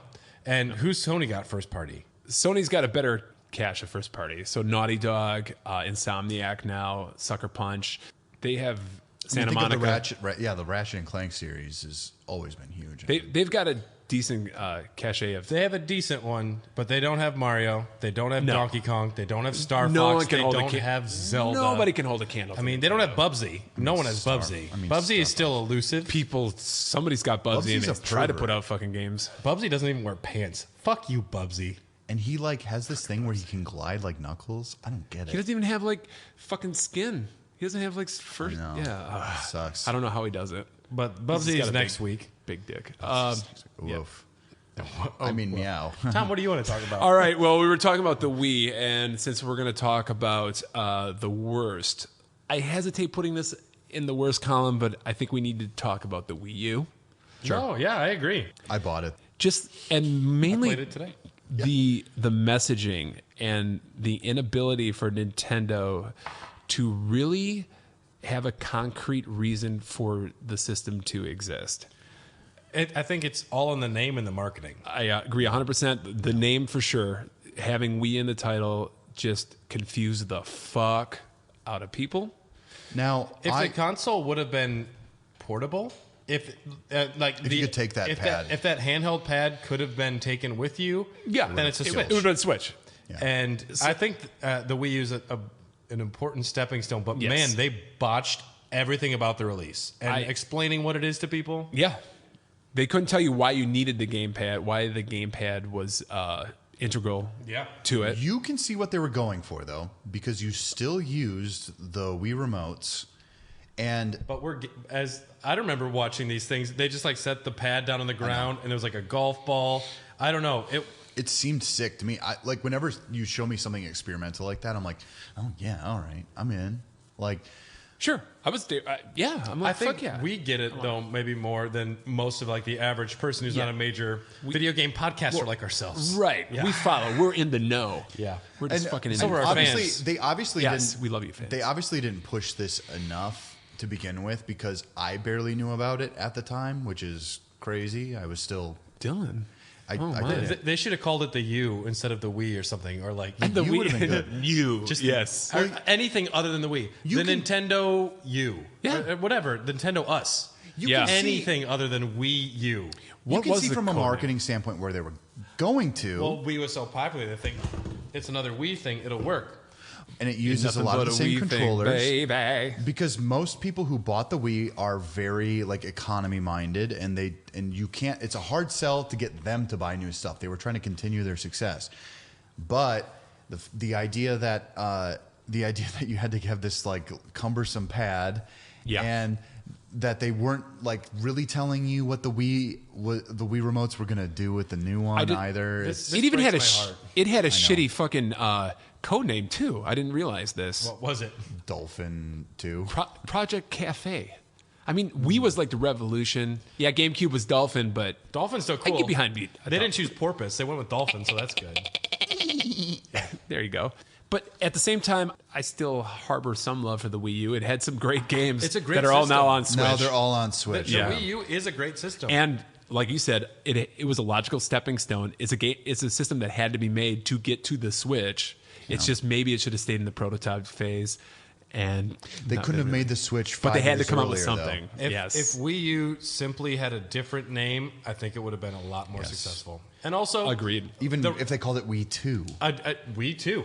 Or Super Wii. No. Don't put the Wii in it at all. Okay. Zero. A different name and then a different initial trailer and follow-up trailer explaining what it is and why you need it. Mm-hmm. I think, those couple things, it would have affected console sales by the millions. Or launch with a better Mario game.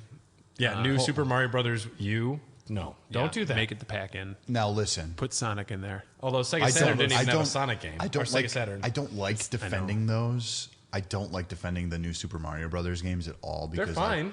I find them to be just so pedantic and. Jeremy Pierce, I think, said that New Super Mario Brothers, one of them is the best Mario game ever made. The first New Super Mario Brothers was fantastic. And I don't know. Yeah, for DS. I think if you were to compare them to Donkey Kong Country Returns Tropical Freeze, they look terrible. There you go.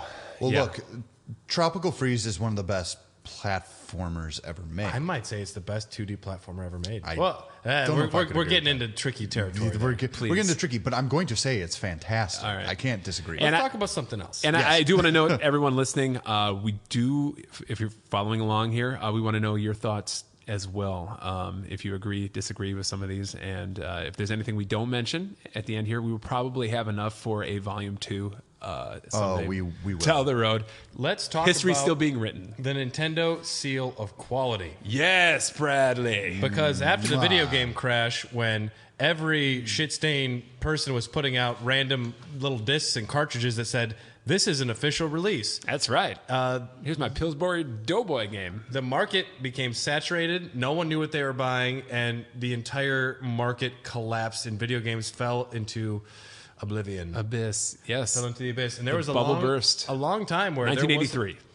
There wasn't a lot of good things coming out for 4 years? Yeah, I mean... Depends on which market you're looking at there. Right. No, it was a slow comeback. Yeah, people were fucking just literal shovelware. And apart from Tengen, who's like, ooh, we'll figure something out here. You mean Atari? What? Yeah. Oh boy. I love that so much. That Oh, boy. the sneaky stuff. But no, Nintendo seal of quality. That's slapped on the games. You know, Nintendo has approved that this will be a game on their system, and that's something that Nintendo has always been very cutthroat about. Until now. Until now. But keeping track of what's coming out, because they're the ones selling the cartridges. They're the ones that are kind of licensing that out, which comes back to bite them later on. But this is what made the Nintendo, the consumer could trust it and believe in it, even though there was a lot of fucking shit on there too. Absolutely. Yeah. The seal of quality did not necessarily mean the game was a good game. It just meant you're not going to, you can play it. It's a game. It's not going to be literally Playable. like buggy fucking. I played Rygar the other day on the Nintendo. It's still a game. I don't think it's great. Are you fucking kidding me? I love Rygar. Rygar is like a bad Legend of Zelda, in my opinion. Hold on. No. You love Rygar? I think Rygar's pretty good. It's fantastic. I think Rygar's... In fact, It's like, all right, this is a tangent. I apologize. It's okay. we're talking But about the you seal know- of quality. Yes, Queen, We're go. talking, but I have to talk about Yes, Rygar for a Queen, second. go, Okay. Queen. Did you guys ever have those games where you would play them so much that you would come up with lyrics to the background music? Yes. Yeah. As you're playing Can you it? do it? Yeah. Do you remember? The only one I remember is Rygar. Go for it. So the overhead where it's top down, it goes, "Hey, guardian angel, it's me, Rygar." No, it just loops after that. Okay, because There's probably I'm some going other to isolate this audio and put it over this for the next Gift Horse episode, because I was playing it for Gift Horse. Oh, are you? Okay. I'm gonna frankly, I'm gonna make it my fucking Game of the year. So yeah, seal of quality. Back to seal of quality. Yeah, the other thing Nintendo did with the seal of quality was limit their licensees to only publish 5 games. Only allowed to fucking publish 5 games a year on the platform. intelligent. So they had to be good. Yeah, you had 5 chances, to That's make as when much you money got as some of the possible. best Konami games too.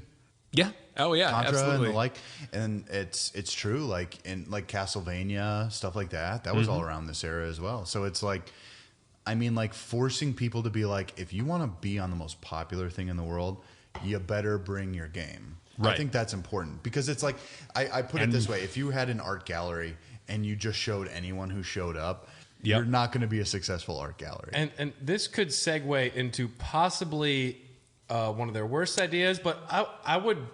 There's a can roll debate into to it. be had there. Sure. What are we talking about here? With the Nintendo 64, they almost went with both Sony and then Philips for a disc-based system. And they notably backed away and they stuck with the 64 cartridge, which was very expensive. Like those games came out at $70 because you had to buy the cartridge as well as make the game for this the hardware. ROMs. And Expensive the as fuck. CDs were much more producible, and everyone was able to get their hands on those a lot easier. You could hold more data. CDs were cheap to make, and Nintendo, yes, they required all their licensees, their developers, to buy the cartridges through them, which is very expensive. but That's also extremely shady if you really want to. they wanted to protect their copyright. They didn't want people making clones of their games, which I understand where they're coming from there. Yeah, but it's money. easy to crack. It's And money. People will say that they also created the Sony PlayStation, which they did, but Inadvertently. also they didn't give up a lot of what they were owning to Sony to make the system that they made. No. The 64 was still successful in its own terms in a big way. It wasn't the PlayStation, but the 64 got them to where they were going. I don't think it was the worst idea, but it is something that is a notable blunder. I think it hamstrung them for a while and About 10 years. If and anything, knocked them down. the biggest blunder is that they lost Squaresoft and then RPGs moved. I don't know. You guys ever play Final Fantasy VII? There is Because a it's huge what if there, pretty but good. It's all right. yeah, Right. it's hard to imagine a world where Nintendo went the other direction, though. Too, I'd much rather have the Mario Kart 64 exist and the Zelda 64s, and then they got to where they were going in a roundabout way. Their competition was very exciting, and especially in the mid to late '90s, like it's all people talked about. Like if you had to talk about video games, it's all anyone talked about. That is It's my just like, most exciting period of video gamedom. Is the because- mid '90s, everyone's just trying Exactly. shit. The it's new before technology. internet is super proliferated, and then it's basically just like it's all rumor and conjecture, and it's everyone tells you something about a video game, and you have to like own it to prove it or try to prove it. Like if you get Charizard up to level 100, he turns into charcoal. I understand. I mean, and this moves on to the GameCube as well, where they didn't want to just use DVDs. They made their own mini DVDs. I love the mini DVDs. Yeah, I mean, I think they're cute. The mini DVDs are cute, they're and cute. I like they their are lunchbox. they're very hard to replicate. But yeah, also the GameCube wasn't playing DVDs, which was a selling point for the PS2 and the Xbox. unless you got the Cube, the QUB, the Panasonic Q2 or whatever. Yeah, whatever it was. But yeah, I mean that there is still a greed move. They wanted everyone to go through them for manufacturing and just take a little bit more off the top. To me, it doesn't look like a greed. It's more like we're looking out for our company, looking out for ourselves. I kind of agree with that. To me, dude, greed is loot boxes. Greed is microtransactions. This is them. Well, that's excessive greed. Greed comes in many forms. Well, but I don't see this as them. It's just them. We don't want people stealing our stuff. To me, Nintendo doesn't have greed. They want to sell. We've talked about this in the DLC Raw Dogs. You don't think they have greed at all? No, they have greed, but they also, we want to release games that are complete. We don't want you releasing patches on the Wii. Yeah. Release a full game. Yeah, they're fastidious in that, I believe. Yeah. And, I mean, they're greedy to the extent that they want to make money for their company, but also, I don't know. To me, it was less about them trying to make money and more about them trying to just look out for their company. Okay. If that makes sense. Here's how I'm going to put it. I'm going to put a little bit of a different spin on what Brad just said. Imagine you have the most beautiful baby in the world, and his name is Mario, and you don't want anyone else to, and you want to protect Mario from all the pedophiles that exist out there. You're gonna make sure Mario's protected. You give Mario a gun. Wow. And his gun is a small disc size. No, I mean, I get both sides of that argument. There's no question they are protecting their brand and just wanting control. Right? I don't want to wanting control. I don't want to, but I also don't want. I mean, I don't want to. Yeah. Don't sit here and tell me it's not a monetary thing. So, either. Going with a CD-based system, how much they were like? What did Sony require of them? Were they going to call it like the Sony Nintendo or something like that? That would have been interesting. Because Nintendo wants to create their own console. They don't want it to be paying this other company because it is a Nintendo, not a Sony Nintendo, not a Philips Nintendo. Yeah. And I understand that this is our product. We want to use your item, but we don't want it to be your item as well. We want to make our product with what you have. Yeah. And I see where they're coming from. I've never beat a Nintendo 64 game. I was just talking about that before this. I'm about to. Ever? Oh, ever? I've never beat a 64 game. Fuck, man. Okay. All right. Well, and let us know how it feels. And I'm still kind of in the mind frame of kind of defending their decision here because it's them wanting to make their own console. And if they were not able to get their hands on CDs at a reasonable price without selling part of themselves, they stood up for kind of what they believed in to an extent. Even if I don't like the 64. I don't like the 64. But. I love the 64. It's honestly still in my top. I'm okay with the 64. The controller's not great. But it's always it's tough when you release the best game for the system is the first one you release. Brad, have you ever played like a Mario Party? Yeah. I mean, Mario Party 4 for the GameCube is probably my favorite. Okay. Mario Party 2 is the best Mario Party. I just have to put it out there. Sure. There you go. I would love to play with you guys sometime. But like what I'm trying to say is like I think there's really like their protection of it isn't I don't think it's nefarious in any way. I really don't. Yeah. I think there's. You got to read some books on it because what books would you recommend? I would recommend Console Wars. Okay, I haven't read that. Very good. I haven't read. It's the way it's written. It's Blake J. Harris came out in like 2016. But at the same time, if you owned something like if you owned a movie. Let's segue into some gross Nintendo lawsuits and them overprotecting their properties. All right, you have Smash Brothers for the GameCube, one of the most popular fighting game franchises, and Evo wants to put this up on the big screen and stream it to people and let people watch it. Nope, can't do it. Nintendo is not letting you put your footage online.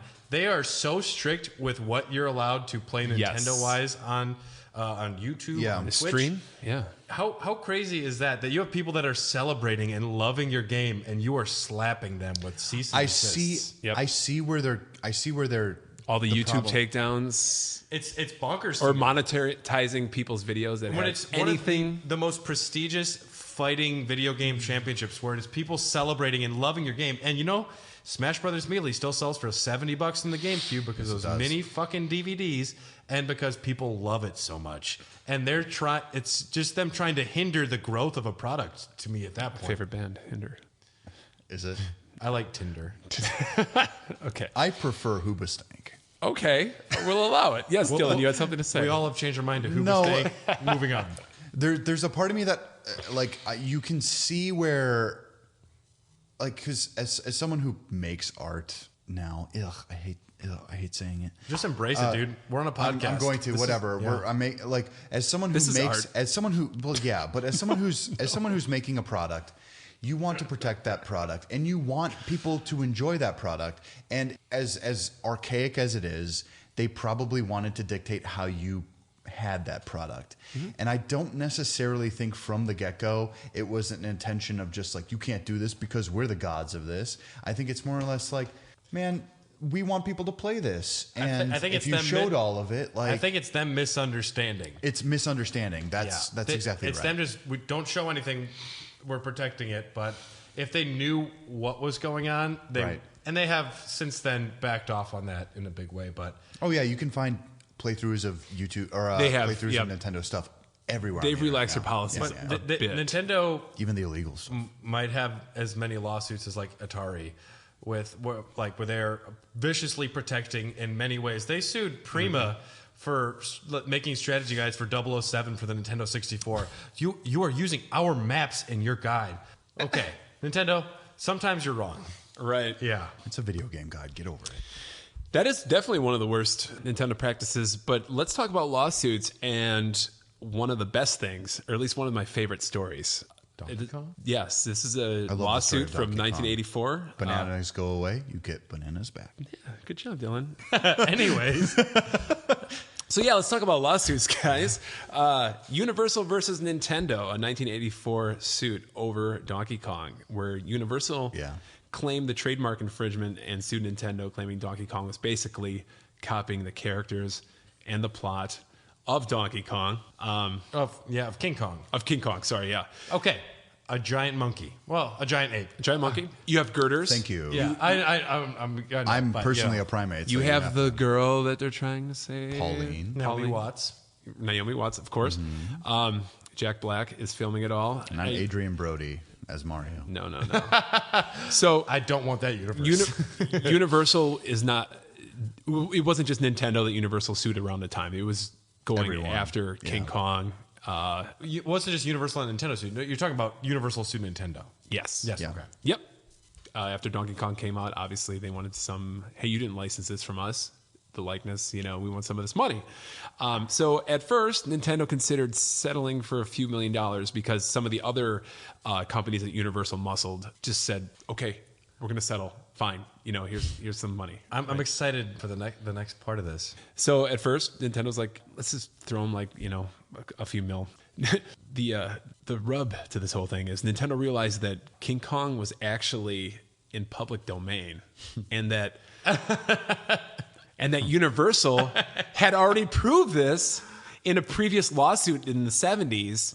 I love it. That's with, so sick. With RKO Pictures, because RKO sued Universal because Universal was going to make a remake of Son of Kong or whatever in the 70s. There's a remake. They did actually. Yes. It was like a 1979. Jeff if I Bridges. remember. Yes. Yeah. Yep. All right. Yeah. So Bad. It was interesting. So Universal guess. themselves, It's real pervy. King Kong's pervy in that one. yeah. So Universal themselves proved that was the King 70s, Kong baby. was in the public domain back in the 70s. It's like shit, dog. So they're trying to go after this money and to strong arm people. Like, hey, we're Universal. Obviously, we made King Kong. Obviously, If it wasn't public domain, I could see the argument though from them. Where if it wasn't, Oh, yeah. yeah. But it's a giant ape on top of a structure. That's a fuzzy line, but I can see the argument they were going for. The judge did rule that even with the public domain thing, that no one could get the properties confused. Now, guys, listen. I have a pitch. And it was for you. appealed and they lost. I have a Wait, pitch. because I have a Donkey pitch Kong for you. is what was the story of why it's called Donkey Kong? Because there's a synonym for angry or boisterous, and it's donkey. Stubborn. Or something. Stubborn ape. Yeah. Yep, stubborn ape. yeah. Yep. Yep. So Well, now, guys, listen. I have a pitch for you about a video game I'm making. It's called John Hick, and he's a redneck. who assassinates people. John Hick. Whoa. Dang, it's so good. Yeah. Now listen. Okay, I know it's not I'm in the in. public domain yet, but they don't have the rights to the name. Do you have a John. GoFundMe? They don't have the right. They don't have the rights to the But name. if it's a John. redneck that's really good at killing people, it's like, where do you draw the line there? I mean, Where that's, His cat gets does he killed. kill Theon Greyjoy? Does his cat? Yeah, does his cat get killed? no. Ironically enough, No, he kills Jon Snow and his hamster gets killed. great. And they're Italian. They're not Russians. That's great. Yeah. John Hick. The thumbnail is going to be John Hick. Yeah. Okay. So, You fucking killed my hamster. Yeah. That was my sister's hamster. My wife's. and just to put a pin in this, the lead lawyer of this case was Howard Lincoln, and this He's the Lincoln lawyer. he's literally the Lincoln lawyer. Is that the Lincoln lawyer from the movies? Yeah, no, I don't think so. Okay. is that the movie man himself? Matt McConaughey was the Lincoln lawyer. Oh, okay. He was a fucking Matt. All right. Anyways, and Howard Lincoln, I didn't know why I know that. eventually went on to become chairman of Nintendo of America. Sick. That's good. Yeah. We're going to have a quick 2-sentence sideways that we just want to say Reggie Fils-Aimé is one of the best people ever, one of the best ideas. We don't need to talk about him. We did a whole episode, but It's always good to bring him up. we love you, Reggie. And Yeah. he was fantastic. Reggie, will you be? Well, on actually, the let's talk podcast? about maybe the 2004 E3 where Definitely one of the best. Reggie comes out and all of a sudden Nintendo seems kind of cool again. Yeah. They used the word ass on stage at a Nintendo event. Damn, Daniel. Appropriate for the I time. don't have much else to say other than Reggie That's all Reggie's of a sudden reveal. turned the tide of what Nintendo was about and made it seem exciting and cool again. Dude, when he What an lifted, intro. When he lifted up that prototype DS, I was kind of even like, oh, okay, well, and continue. Kick my ass, Reggie. All you want. This is going back to kind of botched releases though too, because the 3DS that released very poorly when it came out. Yeah, it did. That could have been a Wii U scenario. Yeah, However, they turned it around. Let's drop the price. Let's give people a lot of free games. Fuck. But let's now talk it's one of about the the best. real botched release, the Virtual Boy. Oh, gosh. Because I'm a man, so I knew I would never play this console because I'm a man and I don't want to play no console for a boy. Dude, I played it because I'm a little boy. I played Still it am. when it came out. Actually, I've only played it once at a convention. The Wario Land. I played it they at a make for is very Blockbuster good. Video. Where they were wait. like renting them out when they Okay, came out. paint us a $20. picture here, Tom. How old were you? Where were you at? Okay, so it came out in 1995, and it was 95, I believe, when I played it because they weren't around that long. So, So I would 95, you must have been maybe 75, 6. No. I'm guessing you were probably like a sophomore in high school. Junior. Junior, I would okay. say solid junior, I think. Maybe Tom, senior. I would never make a joke about how old you are. Wow. Neither We will are in I. an alternate universe. I love it. Neither will I. So Ever. He's old. this was Nintendo's lowest selling system Yes. of all time outside of the 64DD. Because all you had to do was look at a red screen. Yeah. This was supposed to be portable. It was not portable. It was a I'll argue it's kind of. I just portable. love that it's I supposed mean to be it runs portable. it runs on batteries, so I guess in the yes. same way that a camera you have Do you- to set do you up know how many before Virtual filming Boys were something sold? is- Less than 1 million. 770,000 units sold. That's still not bad. That's fucking terrible. Whatever. Yeah, and that's worldwide. That's, know. It's horrible. It's great. And yeah, so I'd be happy. The whole console was red. I mean, it was interesting to experience. Like for looked a good. couple minutes, like oh wow, I'm playing tennis. This is actually 3D. The tennis one is good. Yeah, and that was the pack in. But everything was red because that was the cheapest color that they could produce Yeah. for the lenses. And they did have a color version. I would love to see a prototype. Virtual That Boy would be color version? amazing. Yes. I mean, it wasn't the technology wasn't there, so it was No. It would get people nauseous. expensive. Yeah. Well- and way expensive. Yeah. I'll say this. I knew someone when I was very young because I was young at the time. What? But I was so young. I was a baby. No, I'm just surprised. Oh, probably sucking on his thumb. This young guy over here. What But a I- youngin'. But that was actually my first experience with a Wario game. I love Wario games, by the way. I think Wario Land series is highly underrated.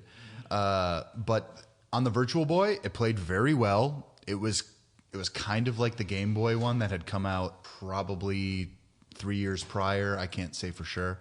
But it was still really good. Like it was a platformer. And what they were going for with the Virtual Boy essentially is a 3D effect. They wanted that to absolutely was what we were going for. but sometimes it really worked a bit, and sometimes it fucking absolutely did not. Even when Nintendo's ideas are bad, a lot of the time they're just they're too early, where they will work later, getting to 3D consoles. Right. Because one thing that is one of their best ideas was getting into handhelds, getting into portables with what is one of the greatest selling handheld consoles of all time, the Game Boy. Man, that thing had staying power, too. That thing stayed around forever. Yeah, with all its iterations. 8 years about, yeah. Yeah. 8 or 9. No, it wasn't until the it was Game about Boy... 10 years. I mean, Game Boy Color came out in 98. The color superseded Even it Game Boy pretty hard. Color, that's almost the same, where a lot of the games work together. It wasn't until the Game Boy Advance where I would say that they made a new console.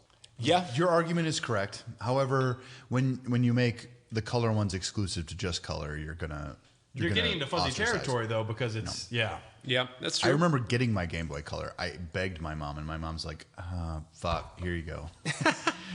Thank you, mother. Yeah, I got one for my... You made me a monster. I bought one for my sister because she was getting her tonsils out at the time. And then I just started playing Tetris. I'm like, Tetris is better. I'm like, I want this. I didn't have a Game Boy ever until then. So I got the little translucent one. Got some Bionic Commando. The original Game Boy came out in 1989. Yep. The Game Boy Advance came out in 2001. Yep. I remember getting the Game Boy Advance and thinking, finally, Super Nintendo quality games on a handheld. It was. That Game Boy, and even the Game Boy, the Game Boy Color, Game Boy Micro, Game Boy Pocket, all the different Game Boys they released. The SP. I still consider that kind of one family. The Game Boy Advance SP is a separate part of the Game Boy Advance family, in my opinion. But there weren't exclusives for that, though. For the SP. Well, I know, but that's part of the Advance family. I'm talking about like the Game Boy. There's some Game Boy Color exclusives, but overall, it was a charcuterie board. They were smart in having it be, 4 batteries. They kept it simple. They didn't want to put too many bells and whistles in there. And one of the biggest decisions they made with the Game Boy was, what do you pack in there? They thought about Mario at first as being the pack-in title, which makes sense. Mario. They very wisely put Tetris in there, in my opinion, because Tetris is something that was the best decision they ever made. I think that's a lot of opinion. One of the best decisions they've ever made, because everyone wants to play Tetris. Yep. Now listen, if you didn't own the clear Game Boy, you were missing out. I had the see-through purple Game Boy. Color, yep. Okay, I had that one too. Yeah. Can we take a sip of our beverages for... now that Tom finally poured a beer, he wants to talk about where... Now I just want to talk about how much of a man I am for drinking. I've had 4 beers. Let's talk about all of them. How about why don't we look at his muscles? Gunpei Yokoi, the Gunpei, creator of the Game Boy, also the Virtual Boy. Gunpei, you changed my life in maybe a bad way. What if Nintendo released the Game Man now instead of the Game Boy? They should, but or the Game Girl. It'll be called the Game Man No Women Allowed Edition. Let's get back to Gunpei Yokoi. This guy, he should be credited way more than he is. I mean, he's one of the best Mario games. Yeah, there you go. The first Game Boy Mario, right? Mario Land is very good. And Metroid, also. Yes. This is a guy that before Nintendo was a video game company, he created some of their most popular toys. I believe the one was like a robotic arm. But then he got into the Famicom. He supervised Donkey Kong, the arcade game. Sure. Now, I will argue he was like an inventor type. I will argue this. The Donkey Kong for the Game Boy is the best version of Donkey Kong. Like 94? That has ever been made. He also, Kid Icarus, he designed Rob. Sure. Yep. He was Kid Icarus was a mistake, but whatever. It's fine. Oh, Eggplant Wizard. Yeah. Eggplant Wizard. And then the dumb, you transfer over from side to side by moving towards the edge. And according to many sources, he didn't actually intend for the Virtual Boy to release in its current state. He knew it needed more work, but Nintendo wanted to push it out. Oh, yeah, because they were trying to get it out. We got 64 coming up. Let's just get it out. Unfortunately, he left, though, in 96. He left Nintendo after the failure of the Virtual Boy. He was, He deserved better. Which is what I put that down as one of the worst things, just because it's kind of like Japanese culture where if you have a failure, no matter how high your highs have been in the past, right, you get a desk job. They put you by a window, and you are just marginalized. And that has changed. Now, okay, good. I think people everywhere in the world are becoming a little more sensitive to people's. Yeah, he went on to I think make the Bandai Wonder Swan. possibly. Yokoi said the Nintendo way, this was back when he was in the heyday, he said the Nintendo way of adapting technology is not to look for the state of the art, but to utilize mature technology that can be mass-produced cheaply. Yeah.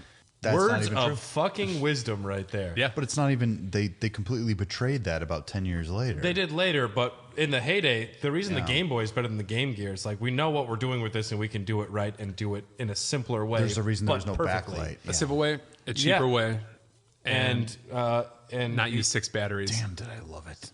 Yeah, he's kind of like a unsung hero, in my opinion, and who died tragically, actually. And I put him in the top 4 Nintendo. Well, maybe the top 10, but up there. He's up there with the most. he's up there. I'll even go top 3. We don't have to go into it too in depth, but prior to the Game Boy, the Game & Watch series, which was the precursor to the Game Boy. The Proto Tiger games. Yeah, Proto Tiger and the first appearance of the D-pad. I still have a Game & Watch game. It was Yokoi's refusal to adopt a color display for the Game Boy in favor of long battery life. Yeah. It's like, nope. Yes, Queen. No, we want to play Yes. for an 8-hour car ride. I can't have 2 hours of Sonic. I'd rather have 8 hours of really good Tetris. I just need to hear doon doo doo doon doo doo doon doo doo doon doo doo doon. yes, my favorite Russian folk song.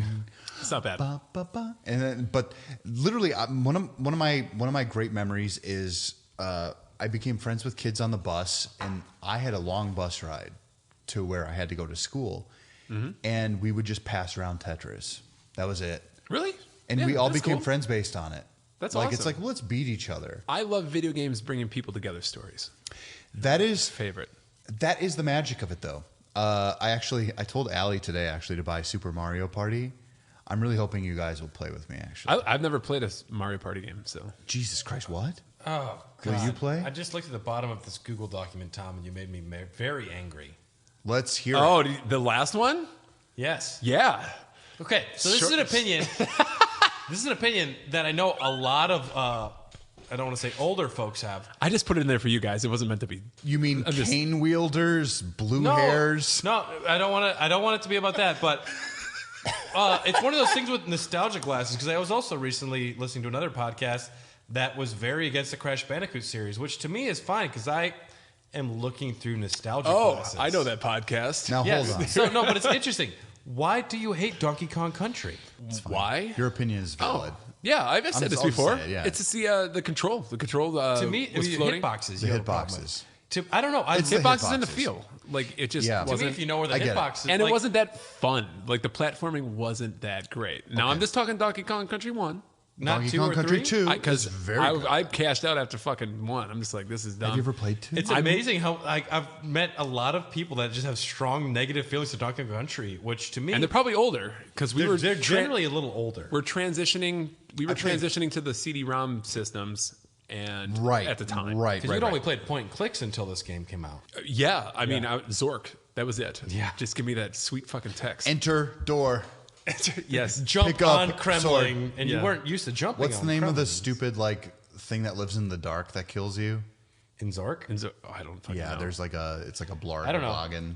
I But don't know. Tom, do you have anything else that you think needs to be talked about? I do. I do want to bring up one last thing. We touched on it a little bit with the seal of quality, but Nintendo pretty much single-handedly brought back the home video game market with the NES in the US, and they did it smartly because they didn't make the NES look like a video game system. They did everything they could to make it look not like a market computer. it as a video game system. It That's was why it was the called Famicom in Japan. Yeah. It's family computer. That's true, but it's why it's the Nintendo Entertainment System. It's why it was redesigned for US to make it look like a VCR or a home theater component. They debuted the Famicom at a CES, like 84, still with the top down, like insert the cartridge in the top, like an Atari, sticking out of it, like a SNES. And buyers were not having any of that shit.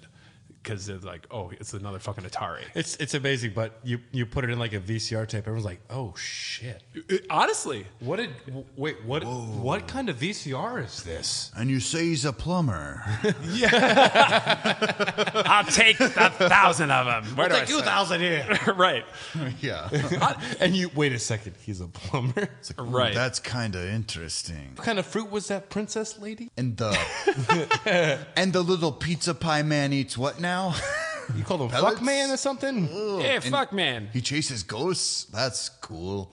But Ghostbusters. not referring to the video games as video games, they were game packs, right? And they did a couple other things too. They brought in a light gun, which is funny because So all the Republicans went crazy for this thing. honestly, Now I can hunt some fucking ducks from my home.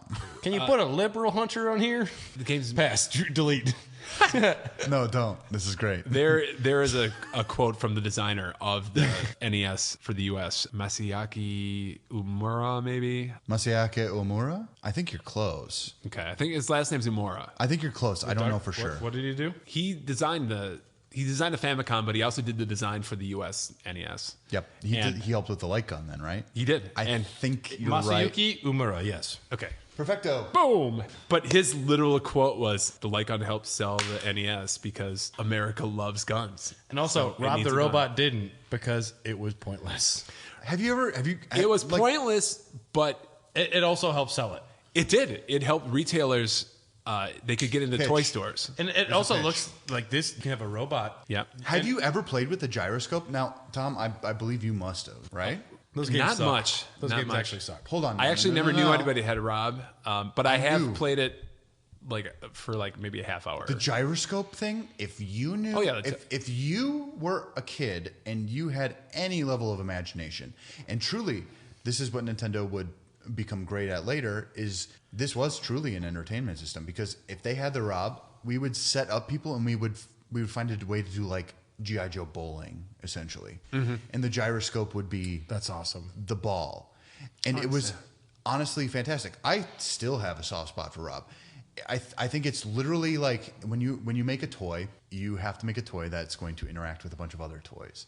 At first, it doesn't seem like it can. It just seems like a trinket. Yep. Which is what they were going for with Labo. And it didn't work Labo out. prices God, I have hate dropped. that name. Labo prices have dropped dramatically right now. And I'm gonna buy the piano. I was thinking just about 'cause. buying it because it's so cheap. But getting back to what you were talking about, Tom. yeah. What a smart release. What a great way to reinvigorate and salvage a market that was dead at the time. Absolutely. Yep. They did their homework, and they There was they chose wisely. I think a little bit of luck, but to bring back the video game market And to legitimize it, it's not a fad anymore after the NES. It's here to stay. Nintendo It's here to stay. is better than, I would say, almost any other video game company console Period. ever. Period.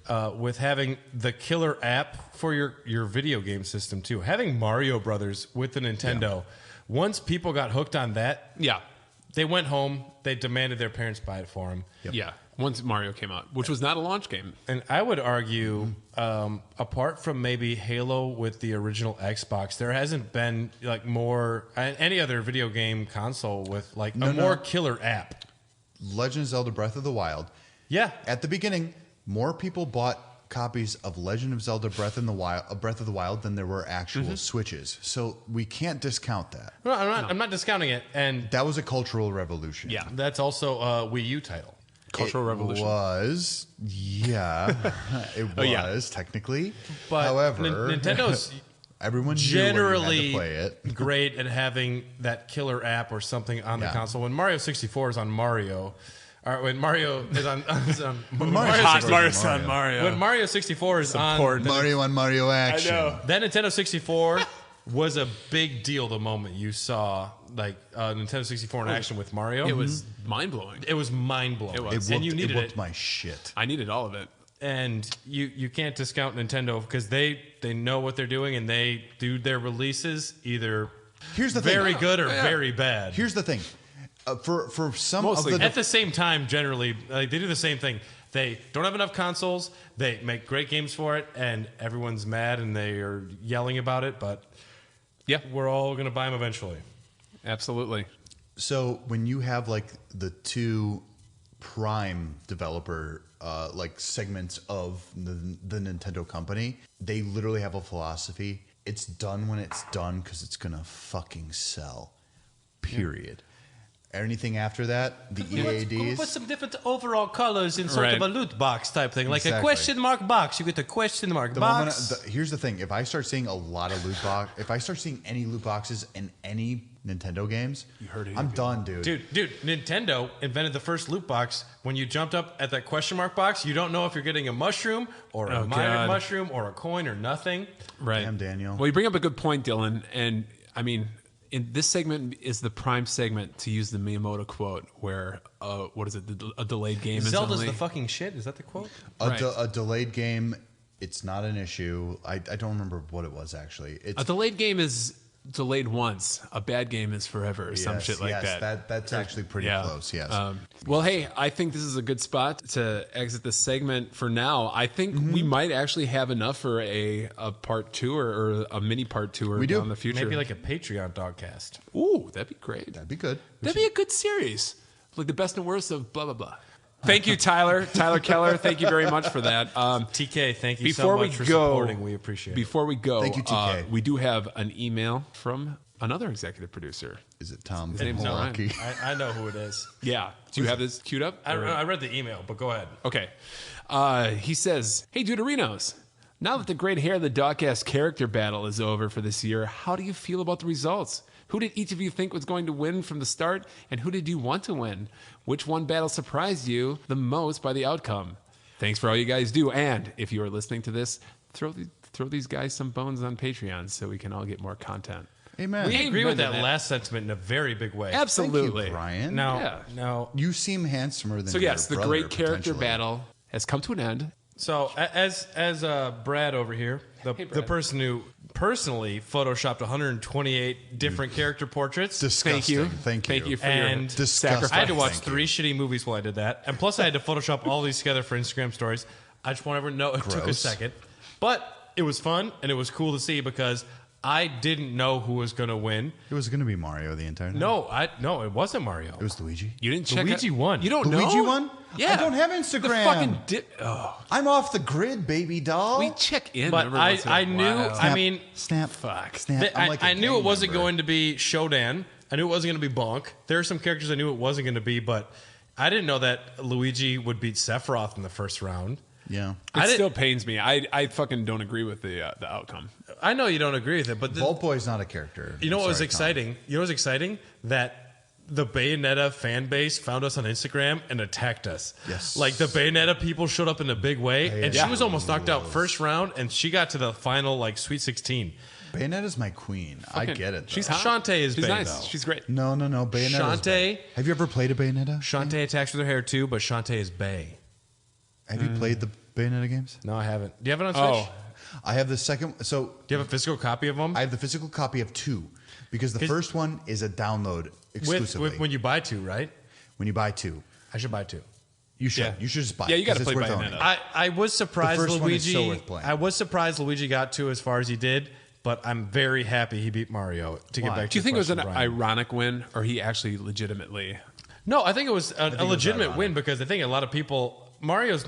You think everyone who voted was a player too? Well, I think Mario is a great character. Luigi's way more interesting. He was a great character, Gabriel Knight. Where the fuck was he? What's Tom talking about? Is this like one of those? This is like a point. Where's Dog Meat? Dog Meat should have fucking won. Dogmeat got further than he should have, in my opinion. Fuck off. But No, he didn't. But Luigi, Dogmeat just burst. Luigi's a more nuanced he character. dies. Mario is just a plumber that's really good at jumping and going on vacation. kill you. Luigi It's fine. Luigi has moments of weakness. Luigi is scared. Luigi has more of a character than Mario. Luigi in was all dropped these on games. his head. He's got such pathos. No, he's got an more interest than Mario.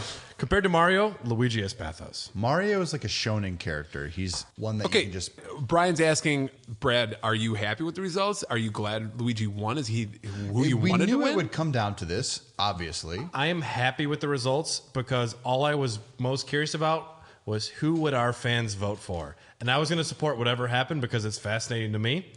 And I think it's great. I'm happy that Luigi won, and I'm just so happy at the turnout because when we started this, we were at 172 Instagram followers, and as of right now, we're at 997. So thank you. You the could be people. number 1,000. At this point, when this releases, we might be at like 1,000. That's awesome. Can I just say, why didn't we include any of the cute girls from the Atelier series? Because they would have been voted out first round by Simon Belmont. Well, I think It's okay. they're pretty. And fun. also I think it was because set up. It was rigged. And also because I very specifically still- asked you it's guys. rigged. I asked you guys to list characters that you wanted in there, I could not and you by didn't all do accounts, anything. I should have. I No, did. I did. You did. Remember you I did a did? lot. Hold You did on. a lot. I made a giant list. You remember that? Although, let's finish up Was Brian's Vault question. Boy in there? Yes. Let's finish up Brian's question right here. There was one character Tom suggested that I could Isn't a not figure out character. any way to even Photoshop this character portrait. And it was Kim Kardashian's aborted fetus from South Park: The Stick of Truth. Aborted Nazi. Aborted Nazi zombie fetus, whatever it is.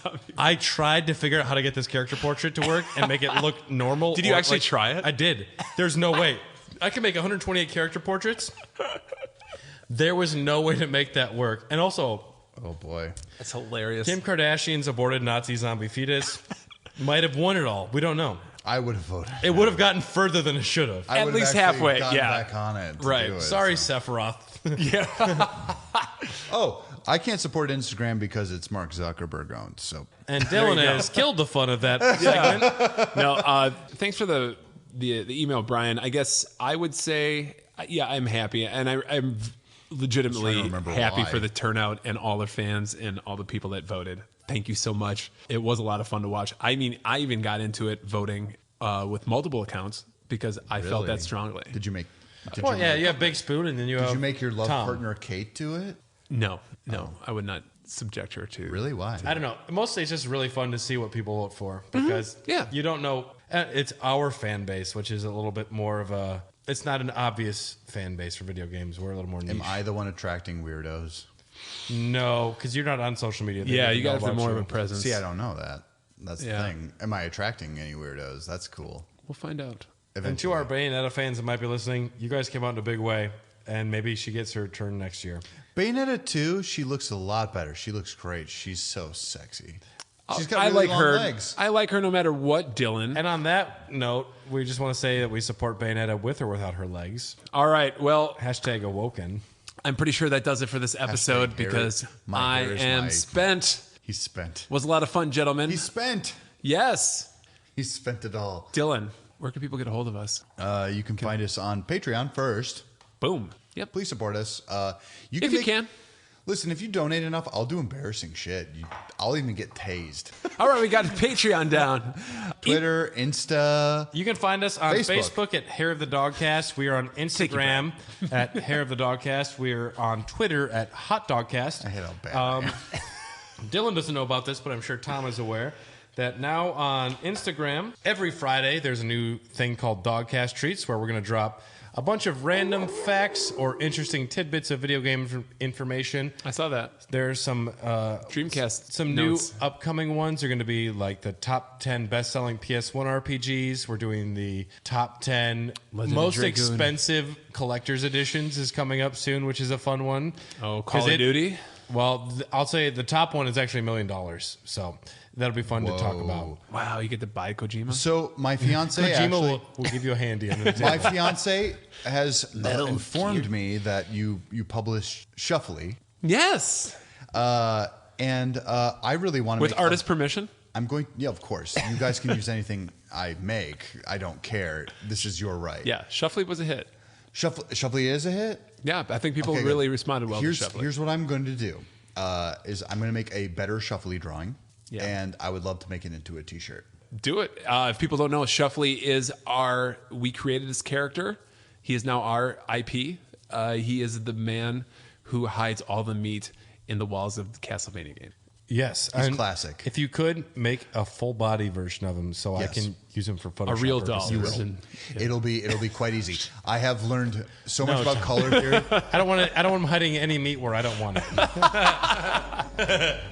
this has been a lot of fun. This is a very fun episode. I enjoyed it. Thank you for listening. Thanks again to Tyler Keller for the topic suggestion. If you two want to suggest a topic for us, you can do that. Thanks, everybody, for listening. We appreciate you. If you want to check out Raw Dogs, we're on next week. We're going to be talking about 1997, the retrospective year of... It's a good year. We're going to be talking about one of the golden years of gaming. We're talking about 1997. I lived it. We're talking about FF7. We're talking about Castlevania Symphony of the Night. We're talking about the GameCom. We're talking about the Sega Saturn. We're talking about Resident Evil Director's Cut. We're talking about sexual awakenings. Oh, yeah. Ain't talking about how sex, old were you? baby. Oh, sorry. All right, everybody, goodbye. And we love you. Thank you. And be safe out there. Be safe. We love you.